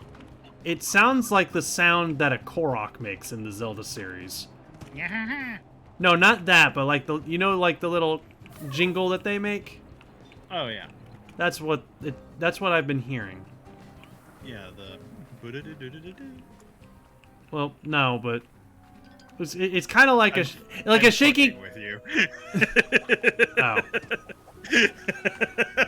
I was trying to describe it as like a shaking of maracas. Yeah, the little like. Yeah. Yeah, the little maraca shake that they Yeah. make. I could have kept it going and be like, oh yeah, you know the one where you get the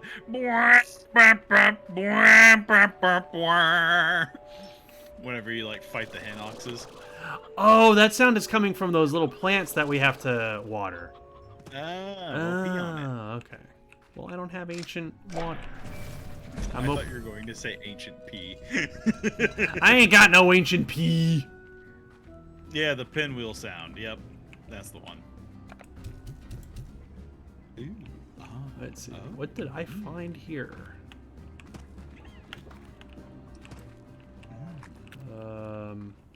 Would you look at that? Wait, What? have we already been here? I think you just opened the What? shortcut. Was that literally just a shortcut? Yeah, I think that was just a shortcut, dude. Oh my god.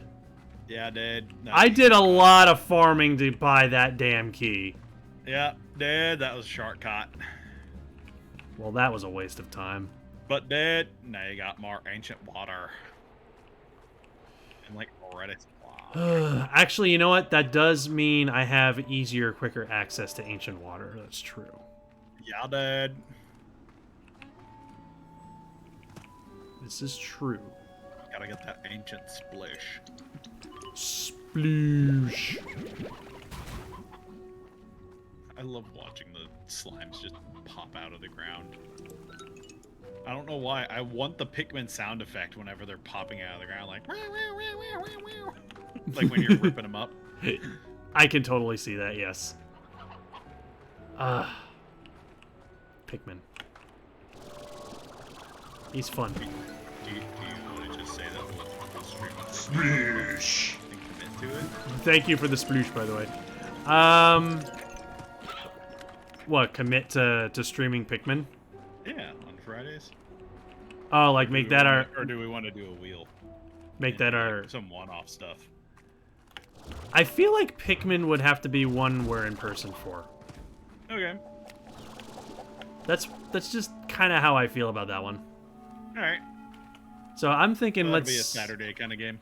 Yeah, so we'll plan for that as a Saturday, maybe after Final Fantasy IX. We'll put a pin in it. Yeah, we'll put a pin on that one, my lord. Bumbler, do you know what you are doing tomorrow? I have no idea what I'm doing any day at any time. Yep. Nope. He never knows. I do know that I will not be part of tomorrow's stream because I've got a little bit of a busy day tomorrow. Yep. But we're going. Me and TC are going to be streaming tomorrow. Yeah. And we're going to be doing some trivia, board games, or not board games. Like Jeopardy, Wheel of Fortune. What was the other one? Maybe Family Feud. Yeah. Prove how much of how little we know.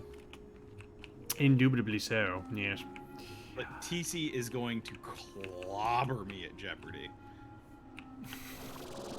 She tends to just do really good at like game show type games. Yeah, those are her jam.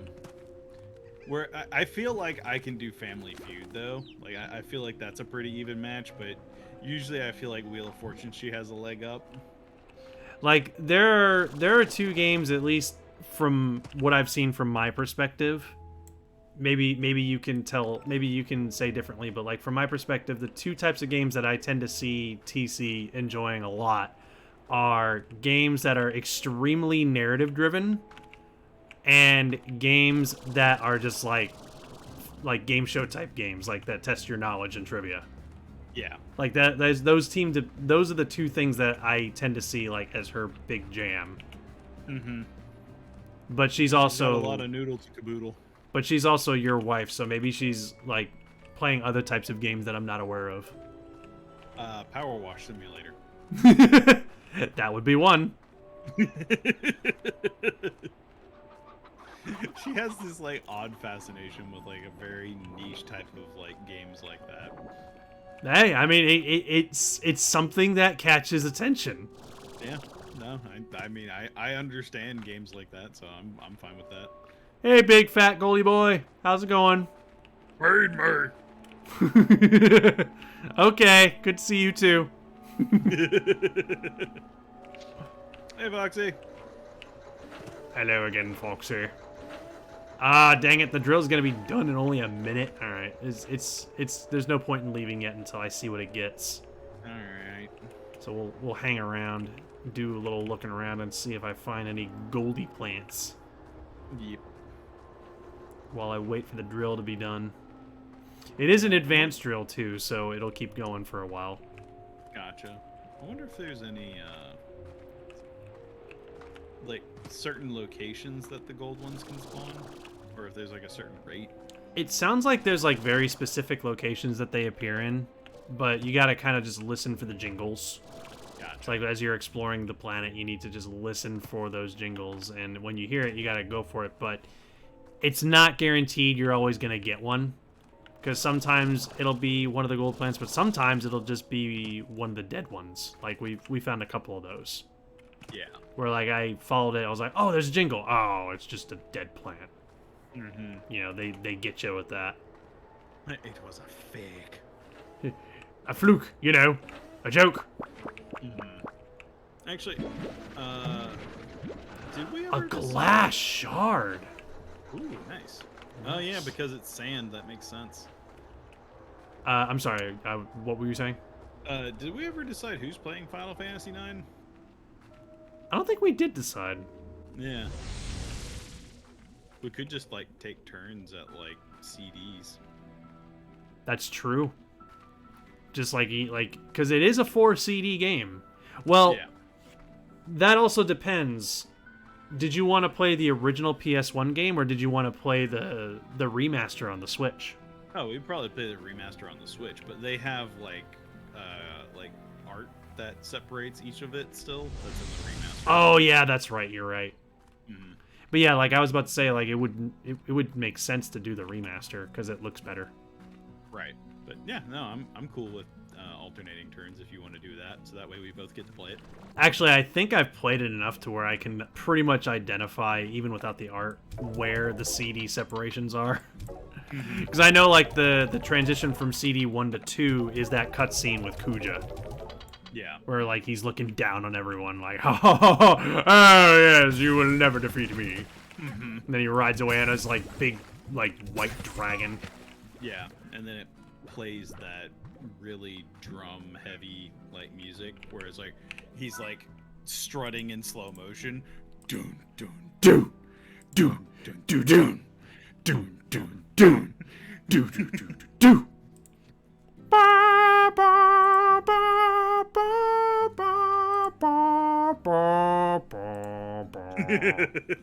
Yeah, starts his theme music starts running out of steam. Yep. Always remember where the disc left off as I play also. Yeah. All right. Oh, that's right. I need to go get my my Goldie plant. That begs the question then is who's going to start and who's going to go second?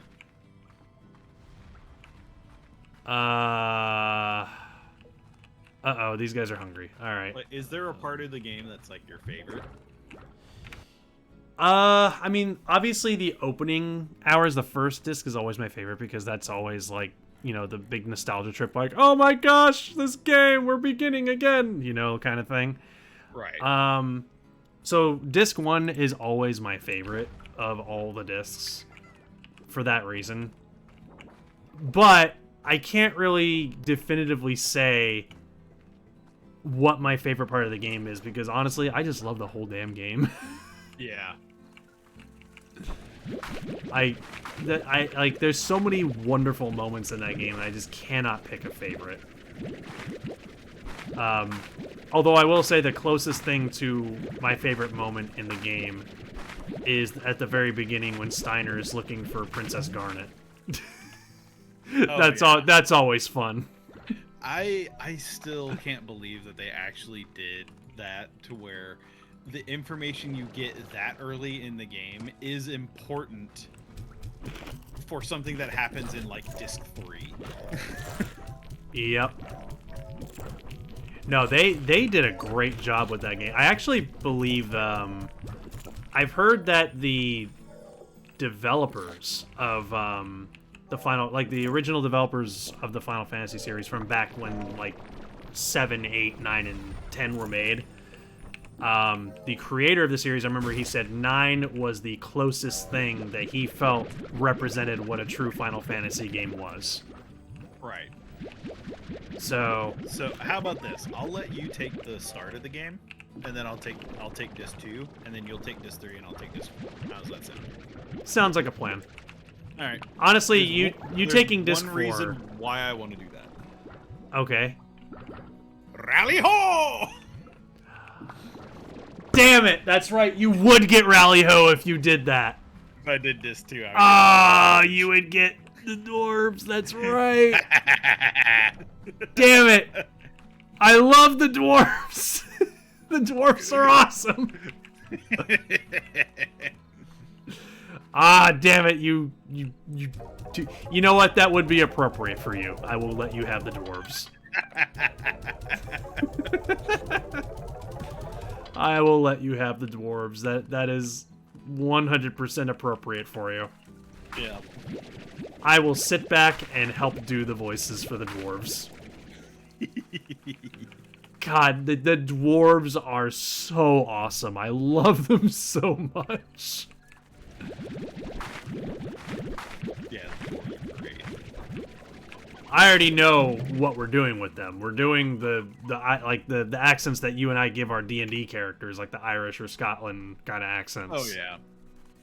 That's 100% what we're doing. Like Rally Ho! Yep. Oh no, that's perfect for him. Top of the morning to you, rally ho! I can't remember. The hardest part is I don't remember where disc 3 leaves off.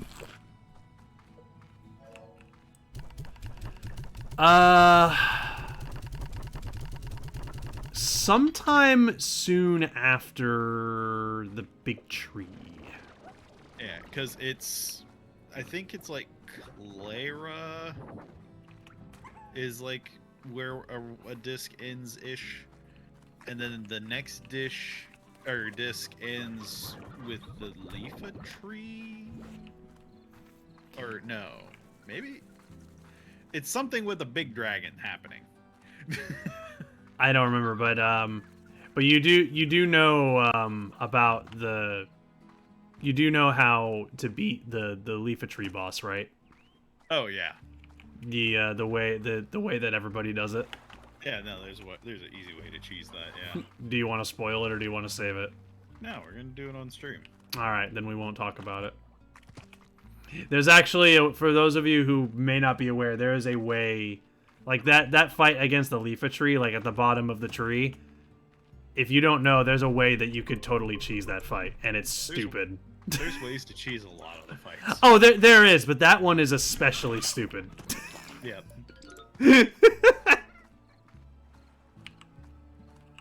Which game has the boss where you can insta-kill it with the Phoenix down? That's a lot of them. That's a lot of them. Yeah, that's like a running kind of gag in a lot of the Final Fantasies. Yeah, there was there's an enemy in Final Fantasy X that when we played through that, it was like the reanimated version of the big ocean dragon boss that we had to fight. And it showed back up in the city when we were like trying to escape through the sewers, and you could just kill it by throwing Phoenix Downs at it or casting life on it. Yep. Yeah, most things that have the undead or zombie property, it inverts the way healing affects them. Yep. If it's undead or zombie. Yep. Which, I mean, the upside to being afflicted with zombie in Final Fantasy X, as we saw in the fight against Unalesca, is nothing can kill you by casting a death spell on you. Yep. So, like, if something is like Unalesca and they're just like, death, death, death, death, you can just ignore that by inflicting your own party with zombie. Yep. But the downside to that is that as long as you are inflicted with zombie, you cannot heal. Right, but something you can do, and this is kind of a cheesy workaround, is if you cast zombie on your party and then cast poison on them, it'll essentially function like regeneration. Frozen? What? What? Did you say frozen? No, I said poisoned. Oh, poison. Wait, does poison actually act as a regen for zombie? Yeah, because you start you're healing right, from I damage. do remember that. Yeah. It is amazing. Yep. Actually, I think it was back in Final Fantasy III when Imp was a debuff. Yeah. And it would turn you into like a little Kappa Imp thing. Mm-hmm. I think it was Final Fantasy. Was it 3? I can't remember. It was one of the earlier Final Fantasies, but it wasn't like 5 or 6. So it might have been 3 or 4. There was a bug in the programming to where you have a character that has like the Berserker trait, and when it would cause him to start auto attacking just every time his turn timer came up. But there was a way to glitch the turn timer by using Imp with like certain weapons and Berserk. So he would literally do his attack animation every time it ended the animation, even if it wasn't his turn. So you could just do this exploit to where he would just keep attacking and you would just sit in your item menu and he could kill like anything in the game because they would never get a turn. That is amazing. It kind of reminds me of the cheesy power-up strategy in Final Fantasy Tactics. You know, I still haven't played Tactics. Oh, really? Oh, No. We need to stream that one at some point then. Yeah, that That is should be our next Final Fantasy after 9, maybe sometime next year. Tactics.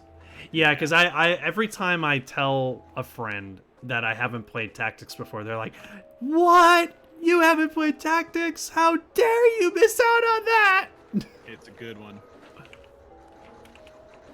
Sounds like it. Tactics. But yeah, in Tactics, anytime you take like an action, you get experience and job points. And there was a cheesy way to farm them because you have to do damage for that to like trigger or like debuff something to have it trigger. So what you would do is you would cast Berserk and Frog on your party members and an opponent, and you let them just do 1 damage to each other, and you cast Regen on everybody as well. That was the other part of it. And you would literally just let them just keep just smacking each other as frogs for 1 damage, and just rake in gobs of experience and job points. Like, you would just let the game autoplay at that point. You could just leave it on overnight. Your characters would be maxed out. That is awesome. But yeah, another way is to have your party throw stones at each other. Yeah, that's early game strats. Just, I'm a chemist. Have a rock. I got a rock. Yep. No, I remember doing that. I would have mages without a weapon, and they would just go up and start punching my knights in the back of the head while I'm waiting for more experience. It's so dumb, but I love it. I love how there's some games out there that, like, if you are creative enough, like, not if it's easy, but like if you're like, it just requires like major creativity on the player's part, that they just happen to figure out a way to break the game and just have it play itself. Yeah. Oh, like, yeah. Didn't that happen to what was it, 12? Yes, with the gambit system. Yeah, because there was like a boss that or like a monster that kept spawning like things that gave experience, and you could set up a thing to where they wouldn't attack the boss, but they would attack the summoned things. Mm-hmm. Huh, I can't get ancient water over here quick enough. Oh, that means there's another fountain somewhere. But. Well, I know how much you like my butt, but that's not going to help you in this situation. But. Oh, there is another fountain around here somewhere. And I did activate it a long time ago. I just gotta remember where it is. I think it's like way up high. I just gotta remember how to get to it. Maybe take the tornado. I don't know if that actually works. Like, honestly. Let me see. That would be awesome if it did, though. Just have the Nope. tornado yeet you up. Yeah, I just tried it. It doesn't do it. Oh, but that would have been so cool. That would have been so cool. Yeah. Yeah, throw stones at glass cannon character. Oh, yeah. No, you have to be careful about attacking your own party members, especially later in the game. But, like, I always liked the idea of making the main character in Tactics like a mage, but it horribly screws you over later in the game. There we go. Just high enough. There is one specific fight in Tactics that is the bane of any mage character. Oh, really? Yeah, I don't want to like spoil the story, but essentially, there's one fight in the game where you only have your main character, and you have to essentially duel with one of the big bad guys. Oh, that would be bad for a mage. And you spawn within you spawn within range to where the guy can like run up and hit you on the first turn, which is terrible. Uh-oh, it's getting all mean outside. That's not good. Yay, let's make an oasis.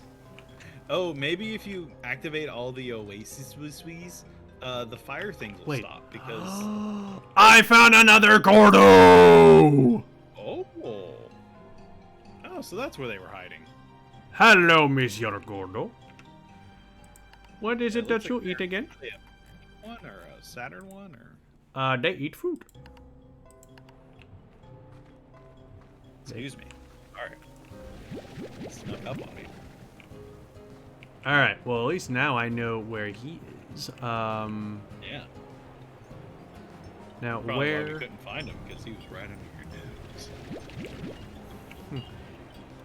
Follow your nose. Wherever it goes, to the flavors of fruit and wherever they grow. Haha! I sniped the oasis from here. Nice.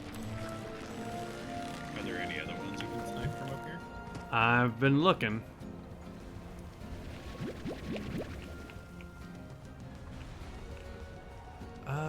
Let's see. Hello. Oh, there's Goldie Boy. Oh, I might be able to snipe from here. Let's see. Do it. Yep, I got that one. Nice. There's more around here somewhere. I just have to see them. Wasn't there one like at the stairs near the entrance? Or Actually, I think there was, yes. Also, I like that I'm making these oases during. It's interesting seeing it from like up above, but also the fact that you're doing it in the middle of a freaking firestorm. Yep. Okay, it just cleared up. Cool. Oh, I just thought of a game I would love to play. Oh, it would make me so happy. Uh-oh. Why did I have to think of it? Well, if it makes you happy, then what's wrong with thinking of it? Because it's long. What? Which game? Dark Cloud 2. That would be a fun one.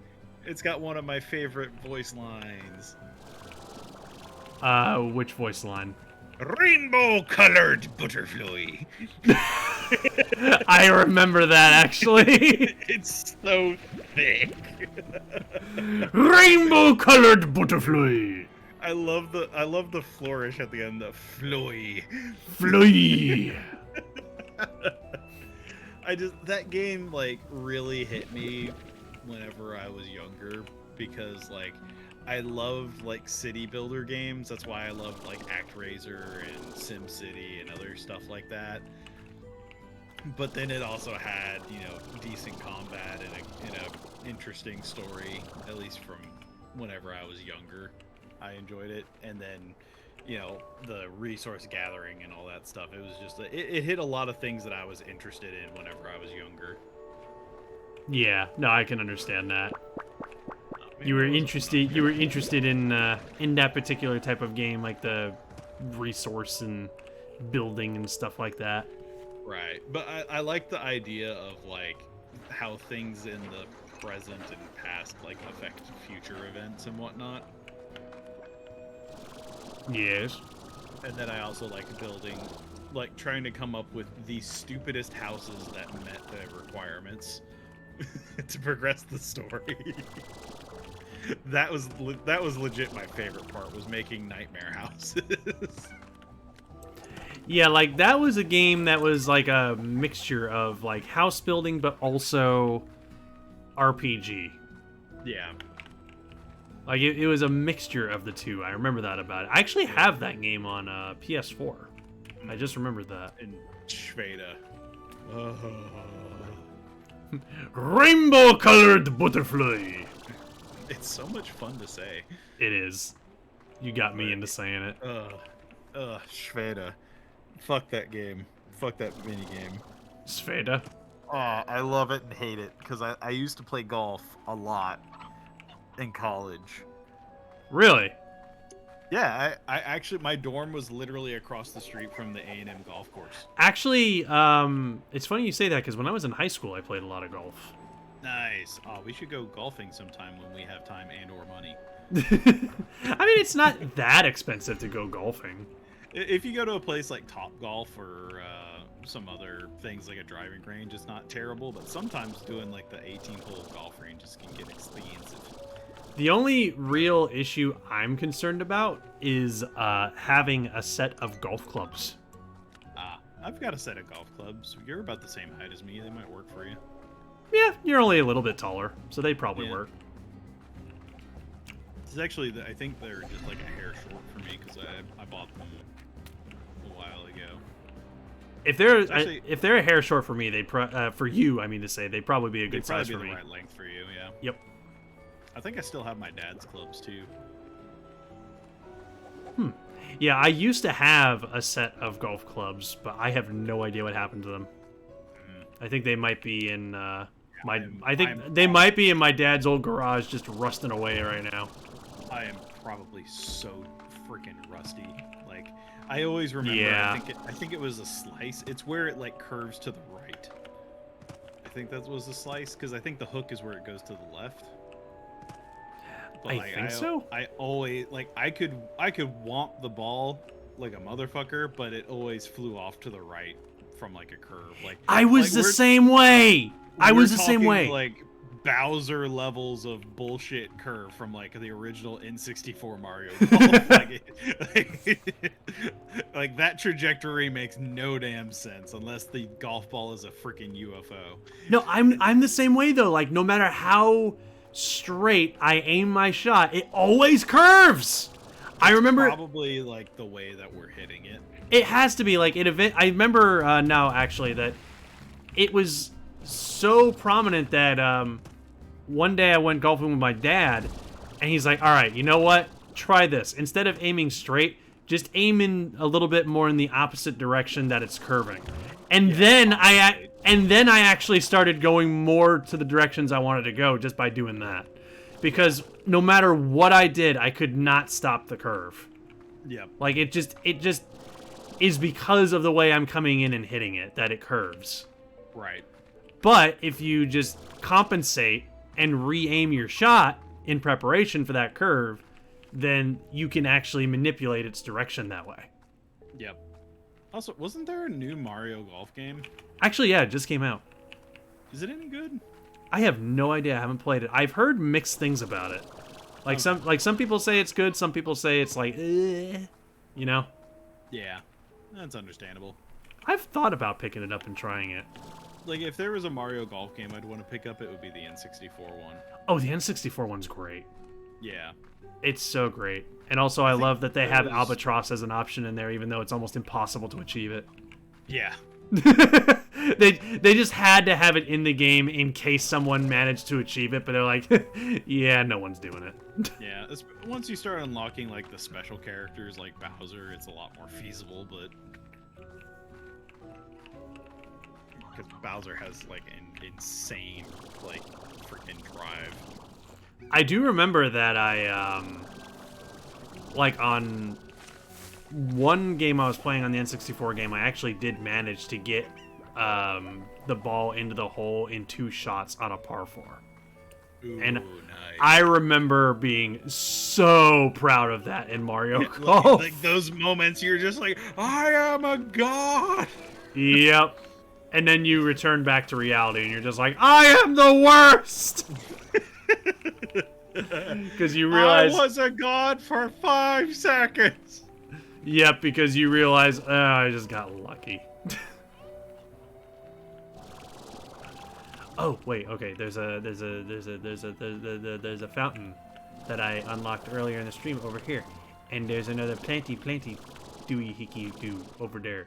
And I can splash it, and then it can make another oasis, and then there'll be a bunch of slimes that'll be like, yay, we're happy because we're not having to live in a desert anymore. Yay, we're happy because there's food! I like the way I describe that. Mm-hmm. Just trying to make it sound as stupid as possible.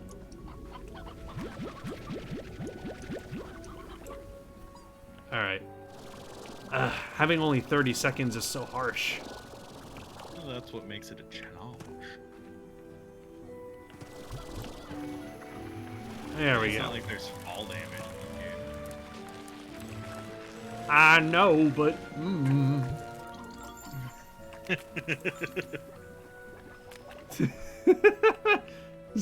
I know, but... the game. 10-minute warning. I know, I've been trying to listen for the sparkly dews, Gotta go fast. and I have not heard any signs. of one of those Goldie plants, which we only need Yeah. one more. I'm sure it'll turn up. Ha ha ha! Get it? Because it's a turnip. Ba-da-ba. Yes. Because we only Tell me. need we only need one more. Is there an area of the planet that you haven't explored yet? We've kind of explored most of it. Nah. I think Maybe I it'll think they spawn tomorrow. yeah they kind of yeah. Puns. Yeah. I don't want to have to go back to the ranch and be all like, all right, time to adventure back out there again. Well, you've been knocked out, but a day's rest should fix you right up. That is actually the first time in this entire playthrough that I've actually been knocked out. But I mean, hey, it's a new day, and now we can maybe find that thing we were looking for. Well then. Maybe it was a blessing in disguise. Yeah, because I fell into the quicksand. Did it at least feel good on your tootsies? Not on my tootsies, no. Oh. But now we have to walk all the way back there just to look for more Goldie plants. Well, that's okay, because there was a song written for these situations. Was there now? Tell me more. Yeah. On the road again. Boy, I can't wait to get on the road again. We listened to that on our road trip. Yeah, it was good. Yeah, it's a great I song. just want to go get drunk with all of my newfound friends. Boy, howdy, I can't wait to get on the road again. I forgot to pick those back up. There we go. It's so easy to insert lyrics into that song, too. Yep. It's great. Yeah, there were two songs that were really perfect for that road trip, and they both showed up on the shuffle. I almost said ruffle. And it was that and Country Roads. Yeah. Which Country Roads, like you and I were both like, oh, it has to show up while we're in like the hill country of Yep. of And Arizona, and it did. Yeah.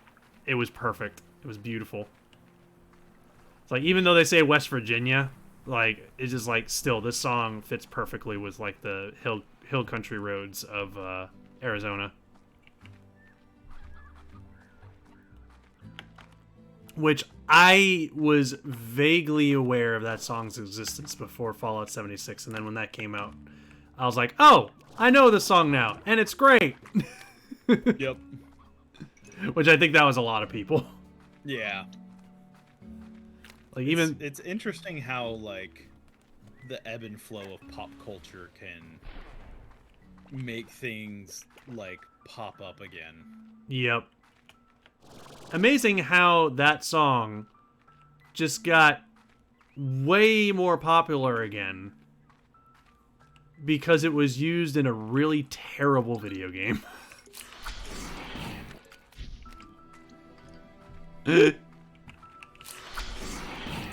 But damn it, it was a good song. Yep. And that's the thing, is like at that point it's just like, you know what, yeah, this is timeless when it's married with like the appropriate thing. Looking at keyboards. Why the split keyboards? Because it's more ergonomic. Yeah, like if you're doing a lot of typing, like if you're sitting there doing It's actually shit- easier like on your wrists or something. Yep. And I've it forces actually- you to learn how to use the home row with each hand independently. Yeah, which I never got comfortable doing the home row thing. Really? No, I took several classes like trying to properly learn how to do it, and I know how to use the home row. I just hate doing it. Like I'm not comfortable using the home row. So like my natural way of typing is just kind of my own method where like the home row is kind of used as a reference, but I don't rest my fingers on them, but my fingers just kind of scatter to their own will. Yeah. I have a bunch of weird grips on my keyboard because I grew up playing a bunch of PC games where there wasn't like standardized hotkeys for stuff. Yep. So there was just a bunch of like weird things where like my hand would be like crunched in like this like dragon claw of just like I need to hit these keys. Yep. Well, like I think the problem for me is I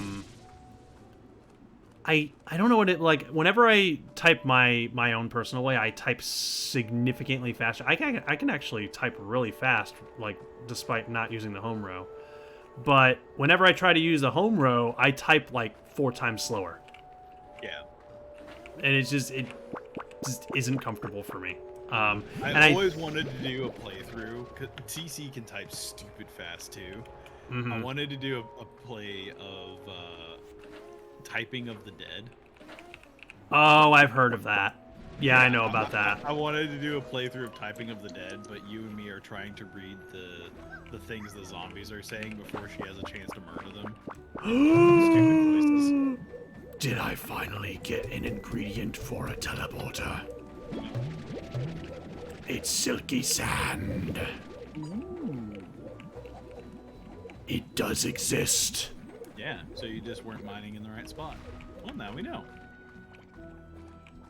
Oh, good Lord in heaven, it's here. It's real. Like typing that way, I prefer my wrist on the keyboard. Actually, I have a keyboard that has like an extended base, so I can rest my wrist on it because I like to do that too.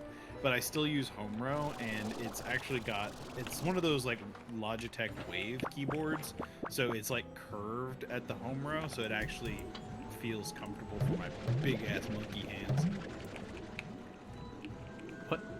What the hell is that? Oh, okay. That's the pepper jam. Yeah, the pepper jam. That's why I was like, I gotta pick it up.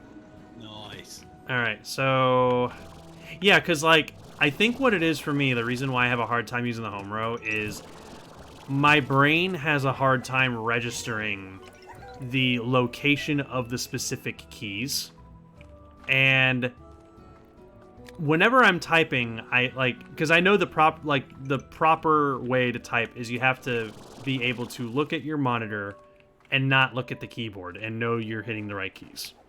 Yeah. I unfortunately am not able to program my brain to do that.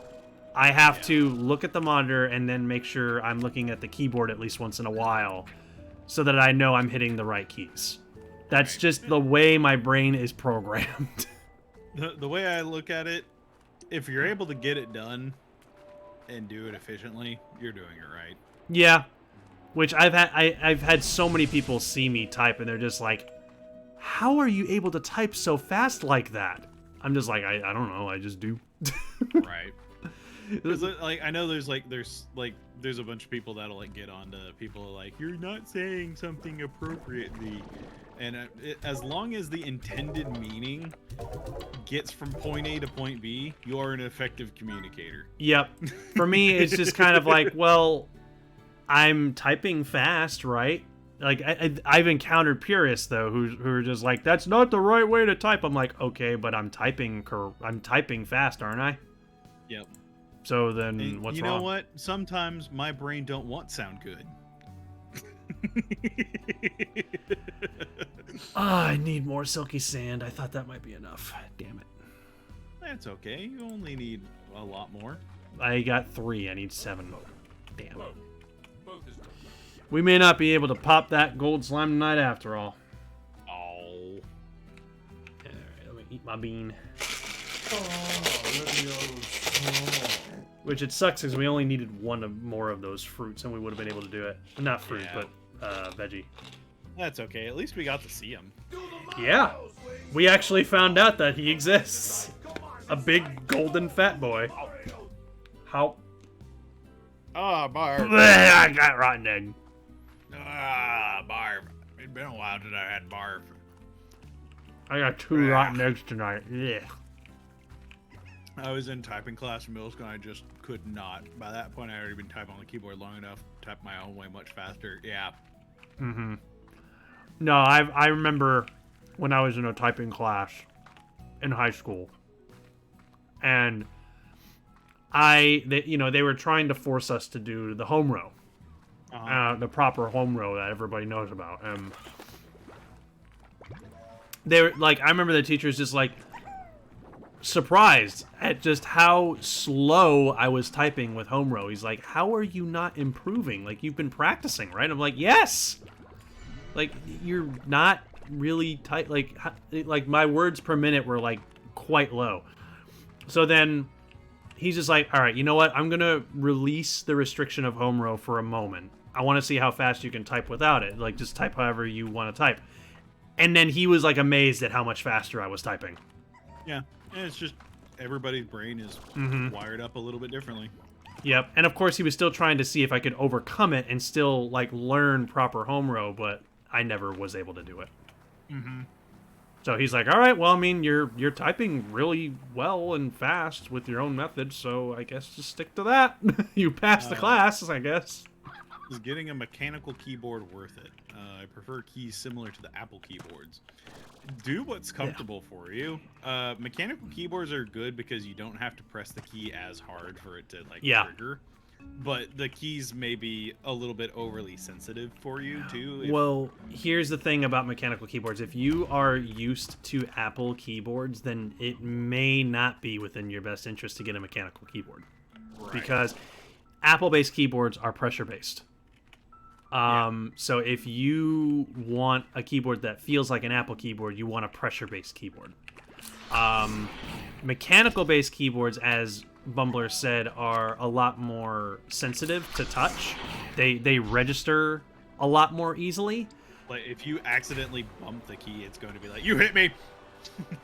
Yeah, well, maybe not so much, but like, yeah, like if you're used to being able to rest your fingers on a pressure-based keyboard without it registering typing, then you may be driven crazy by a mechanical keyboard because they will register typing if you rest your fingers you just too don't hard. Like the loud clicking. See, that's the thing. For me, I prefer mechanical keyboards because I like the feel of the click. I don't necessarily like the sound of the click, but I love how the click feels.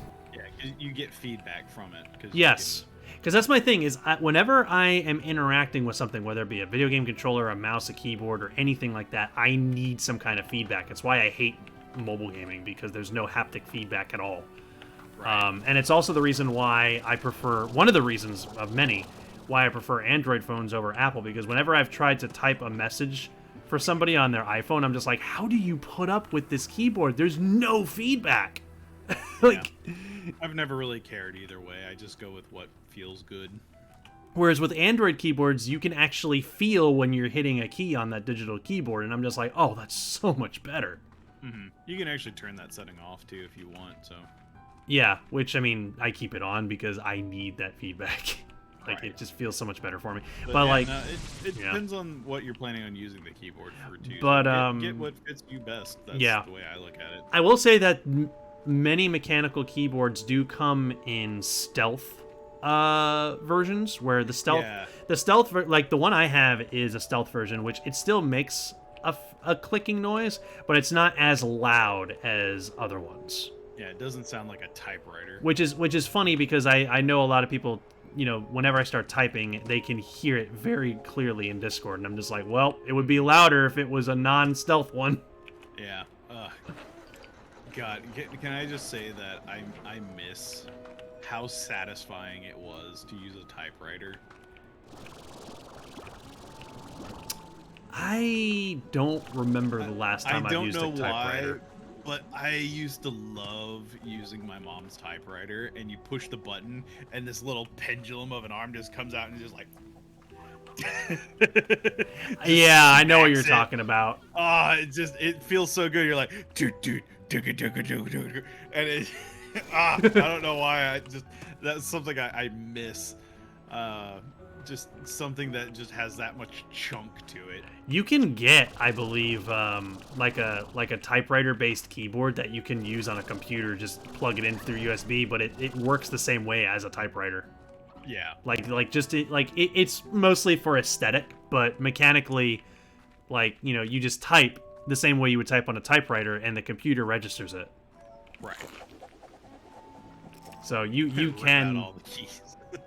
I don't know where or how you would like get one of those. Like, what? I don't know any brands that sell them, but like they are out there. They're available. Yep. But I've no. always wanted to try one of the laser keyboards. Yeah, and laser keyboards are weird for me. That again, I'm a person who prefers feedback when I'm typing, so those are just kind of like. Yeah, it's more I just want to try it out to see how Yeah. accurate it is. I gotcha. But old technology in general just fascinates me. Like I remember when you and I were on a road trip a couple months ago, which I can't believe it's already been almost a month and a half. Yeah, it sounds like Moz agrees with the haptic feedback. Yes, no, I need haptic feedback, but It feels good. But well, it's not that just that it feels good. It just helps register. Feels good. It does feel good, but it also just registers better in my brain of okay, I hit the key. You know what I mean? Whereas if it's just nothing, like on an iPhone, it's just like I have to look and see did it register the right key. You know? Right. Because it feels weird, but I let spell check tell me if I hit the right key or not.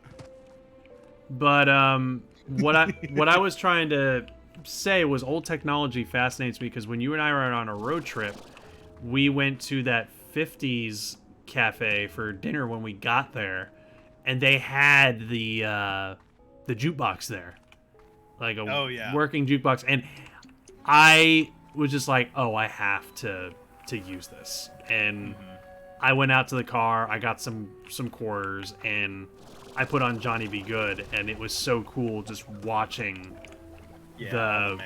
all the mechanisms just like watching the record spin around, and then you see the arm come in, pick up the freaking record, and then put it in the thing. Yeah, the mechanics, I love it.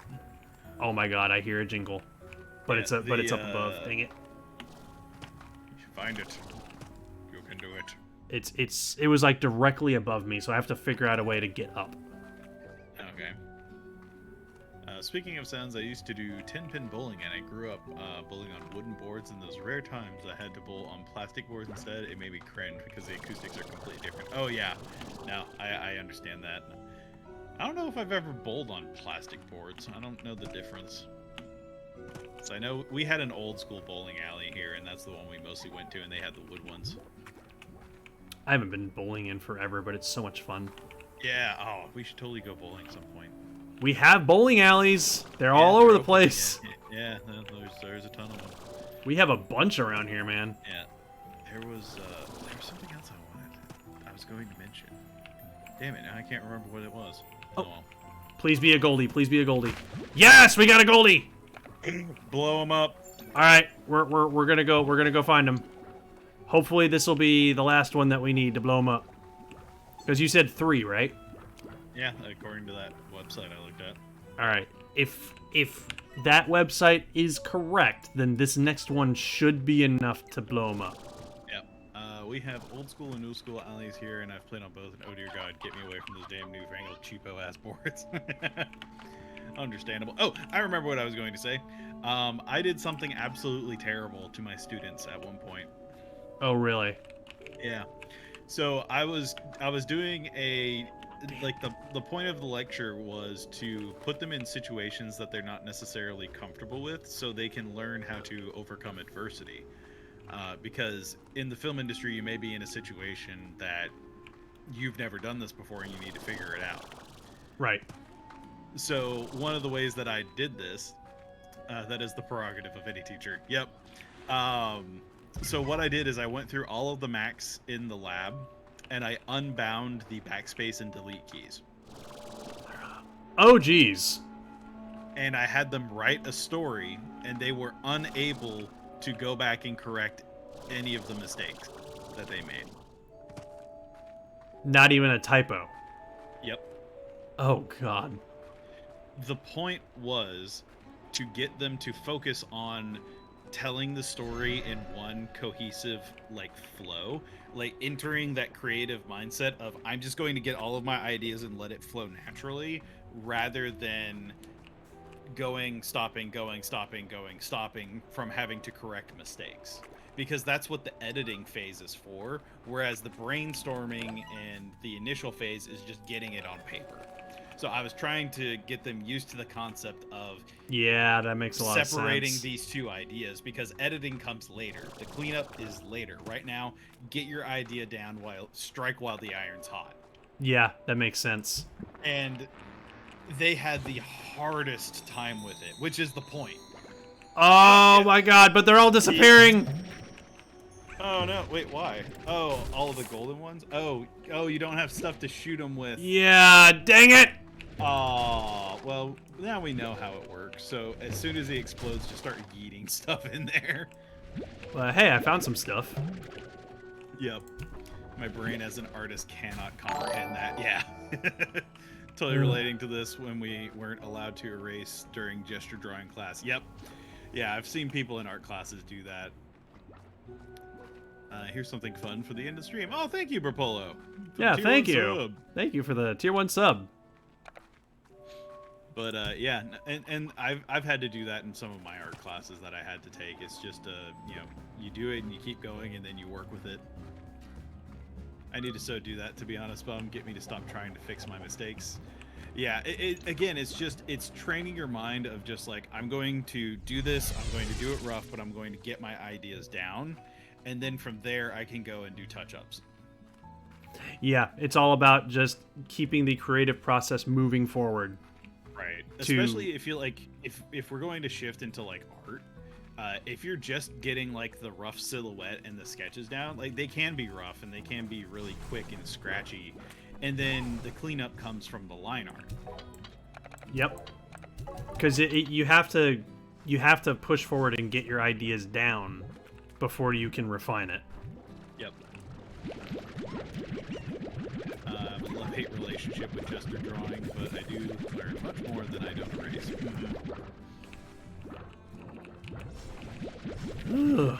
Let's see, what time is it? Oh, it's past 10 o'clock, Yeah. actually. Yep, and we exploded the Goldie, so I consider this a successful stream. Indubitably so.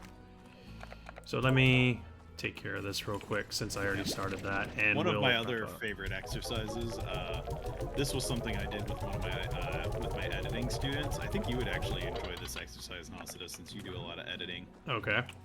What I had them do is I gave them all each group had different pieces of like stock footage, and they had to create a short like 5-minute video using the stock footage and then setting it to music and creating like an emotion that ran through the piece using the stock footage. So just taking like stock footage and just doing something whatever with it. Yeah, like set it to music, give it like a theme. I've actually done that before. That's a great exercise, actually. Like if you wanted to get into editing, I would probably say like just it's do great that. practice for base editing, but then I took it a step further.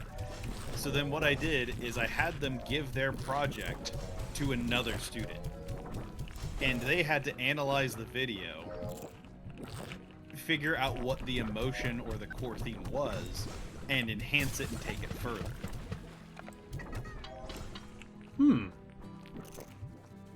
Interesting idea.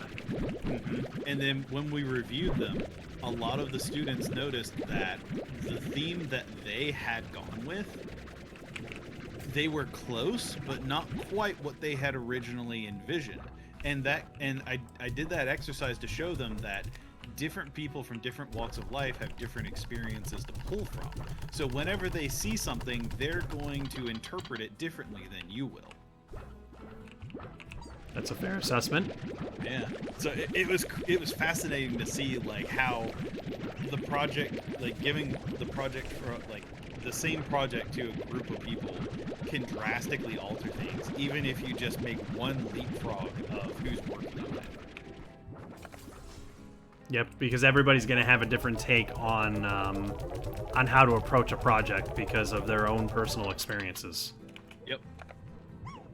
Makes a lot of sense. Oh. Art. Yep. Yep. Art. All right, dude. I guess we should probably wrap up. You know what? There's one more thing we're gonna do before we wrap up, because we're really close to the amount of money. I want to real quick. Yeah, there we go. So now we're at 15,000 gold. I'm gonna go buy that slime trophy and see what that looks like. Okay. I think that would be a good way to end it. Polo's saying, I honestly have a lot of trouble with phase slimes. They always seem to run away. Yeah, you have to keep them well fed or they'll get out. And slime trophy number 1. Number 1 of how many? Apparently there's more than one. All right, well, where's the slime trophy? Here it is. Look at it. Oh. Look at that.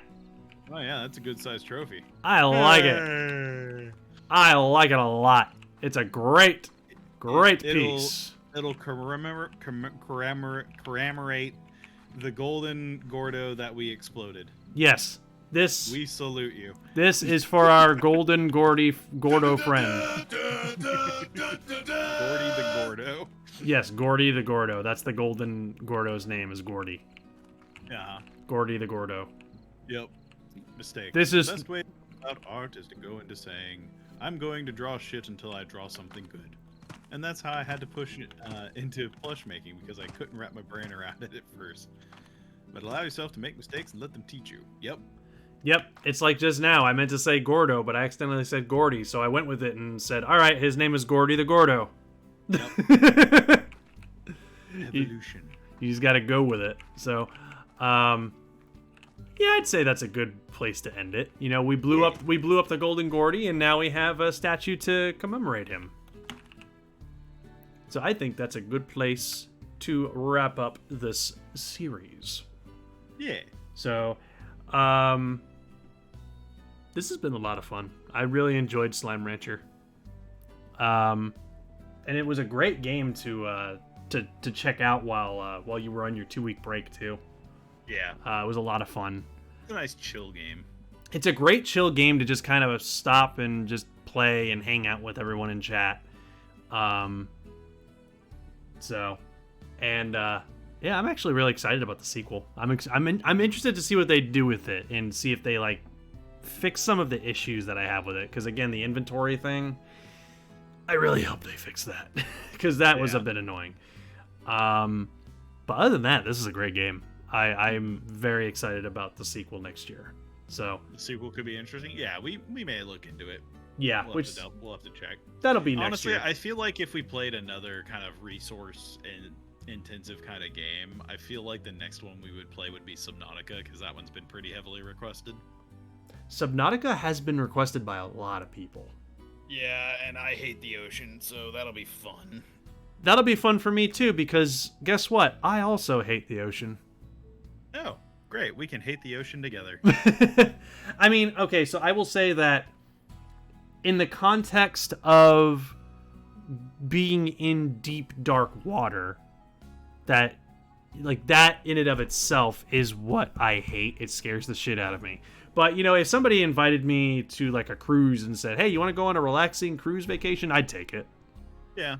You know, as long as the ship doesn't sink. Right. And, I love sailing. I love being on the ocean. Yeah, I love skiing and tubing and swimming in the ocean. I kind of get a little about, because there's a lot of weird shit that lives in the ocean.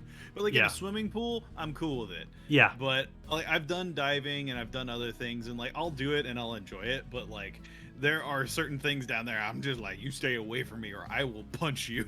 It won't be effective, but I will do it. I am very much the same way. Like, simply put, I like being on the ocean, but I don't like being in the ocean.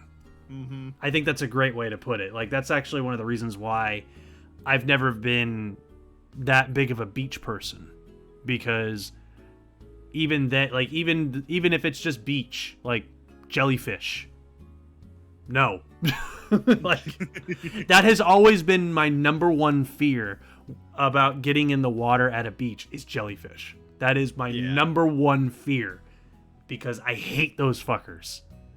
Like, they're fascinating, and I think they're beautiful to look at, Okay, like when we went to that aquarium, I was like, oh, these are really cool. The jellyfish, look at them, they're so cool. But when I'm actually in the same water atmosphere with them, I'm like, you stay away from me. I know.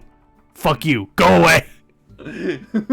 I will throw down even if I know it is bad for me and only works in your favor. No, like I do not, under any circumstance, want to be stung by a jellyfish. Yeah. That is like my worst fear of getting in the water at the beach. But that's not my worst fear when it comes to getting in the water in the middle of the ocean. At that point, it can be a variety of different things. Yeah. Sharks is only one thing. Actually, like I heard something that like more people die to cows than sharks in a single year. What? What? Yeah. How? You haven't heard of that? No. Do more people die to cows than sharks per year? Yes, cows kill more people than sharks. This is from the Discovery. How? What are the cows doing? Are they just chomping on their arm and being like, I'm gonna make you bleed to death? So there are approximately 5 deaths caused by sharks annually, while horses kill about 20 people per year and cows kill about 22. The thing that you should be the most scared of is probably crocodiles, who gobble up about 1,000 people a year. Oh yeah, no, fuck crocodiles. Yeah. Deer also cause hundreds of deaths, mostly because of them running out in front of cars. Yeah, they tend to do that. Yeah, but yeah. So like sharks don't typically like there's like people will get attacked, but they don't necessarily die from sharks. Yeah, no, I know that I already knew that shark attacks were not really a common thing. It's more just, like I said, it's not just sharks that I'm afraid of in the ocean. It's just the variety of different things that are in there. Right. I just love the idea of horses and cows are more deadly than sharks. That is hilarious, I will say. Oh my god, just the ocean, just like any video game I've ever played where it's just like, you need to dive into the water and look for this big monster. I'm just like, nope.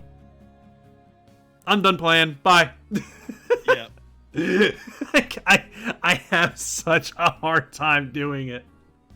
It's so like I think what it was when I was a kid, I played Super Mario 64 and Banjo-Kazooie, and Super Mario 64 was the beginning of my fear of the water because that damn eel. Oh yeah, no, that that eel was horrible. Fuck that eel. Mm-hmm. But like I feel a lot of it is because it's like you feel unnatural because you're floating, not standing. You can't breathe. You move infinitely slower than you can on land. And the water pressure is pushing on you from every direction, so it feels claustrophobic for some people. Yes. Yep. It's amazing what water pressure can do. Like I remember just when I was young, I got into a swimming pool at one point where there was actually a section of the pool that was actually 13 or 14 feet deep, which was actually insane. And I as a kid was just like, I'm gonna try and go all the way to the bottom, and I actually already started feeling water pressure just from being 14 feet in. Yep. Like, because I wasn't used to going deeper than like 6 feet. Yep. When I was at that age, so I was like 14 feet, and I was like, oh god, I'm starting to actually feel something. I don't like it. Yep, because your body hasn't adapted to the pressure. Yep. So, it's fascinating stuff, but man, like I said, I love being on the ocean, but I don't like being in it. Yep. And that's one of the reasons, and don't get me wrong, I love swimming in swimming pools. I love swimming as long as it's clean, clear water. Actually, that's the thing. I would be fine with being in beach water if I could actually see what I am stepping in. And unfortunately, I've almost never been in beach water that wasn't just thick brown. Yeah. You know? Which is probably why if I ever went to Hawaii, I would probably like the beach waters there, because I know they're fairly clear. Right. So I would be like, oh, I can see where I'm stepping. So if there's a jellyfish around me, I will know.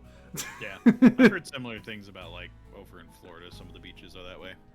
Yeah, no, like I've the only time I've ever been to like a clear water beach was in Florida, and I actually like that one. Yeah. So basically, when it comes to beaches, if the water's dirty, count me out. If it's clear and I can see what's in there, I'm okay with it. So, because I don't want to step on no crabs or clams or worse, jellyfish. Understandable. But anyway, we're going to end our little Hate the Ocean Fest, and we shall see you in the morrow. Yep, so tomorrow I will not be part of tomorrow's stream. I'm taking a break because I have to go meet family tomorrow, so... Yep. But tomorrow you can look forward to Bumbler and TC doing some game show games. Yep, and you're going to see her absolutely crush me with her knowledge of trivia, and I'm going to be blindly guessing on stuff to try and make enough points to try and usurp her. Yep. And then Wednesday, more Oblivion. And Friday next week, I don't know what we're doing yet. I guess we'll figure that out. And then next Saturday...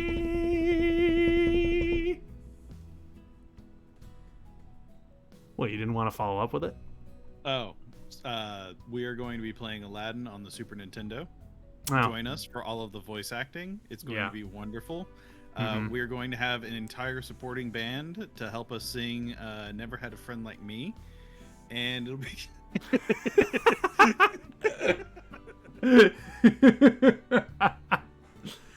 Yeah, that game has a lot of black mages in it, I heard.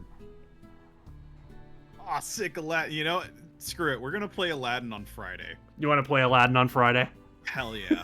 We could totally do that in one stream. All right, we'll do it. And then Saturday next week is Final Fantasy IX. Yeah. You guys have a great night, everybody. This is always fun. Thank you for joining us for Slime Rancher. Have a wonderful night. Good night, everybody. Bye-bye.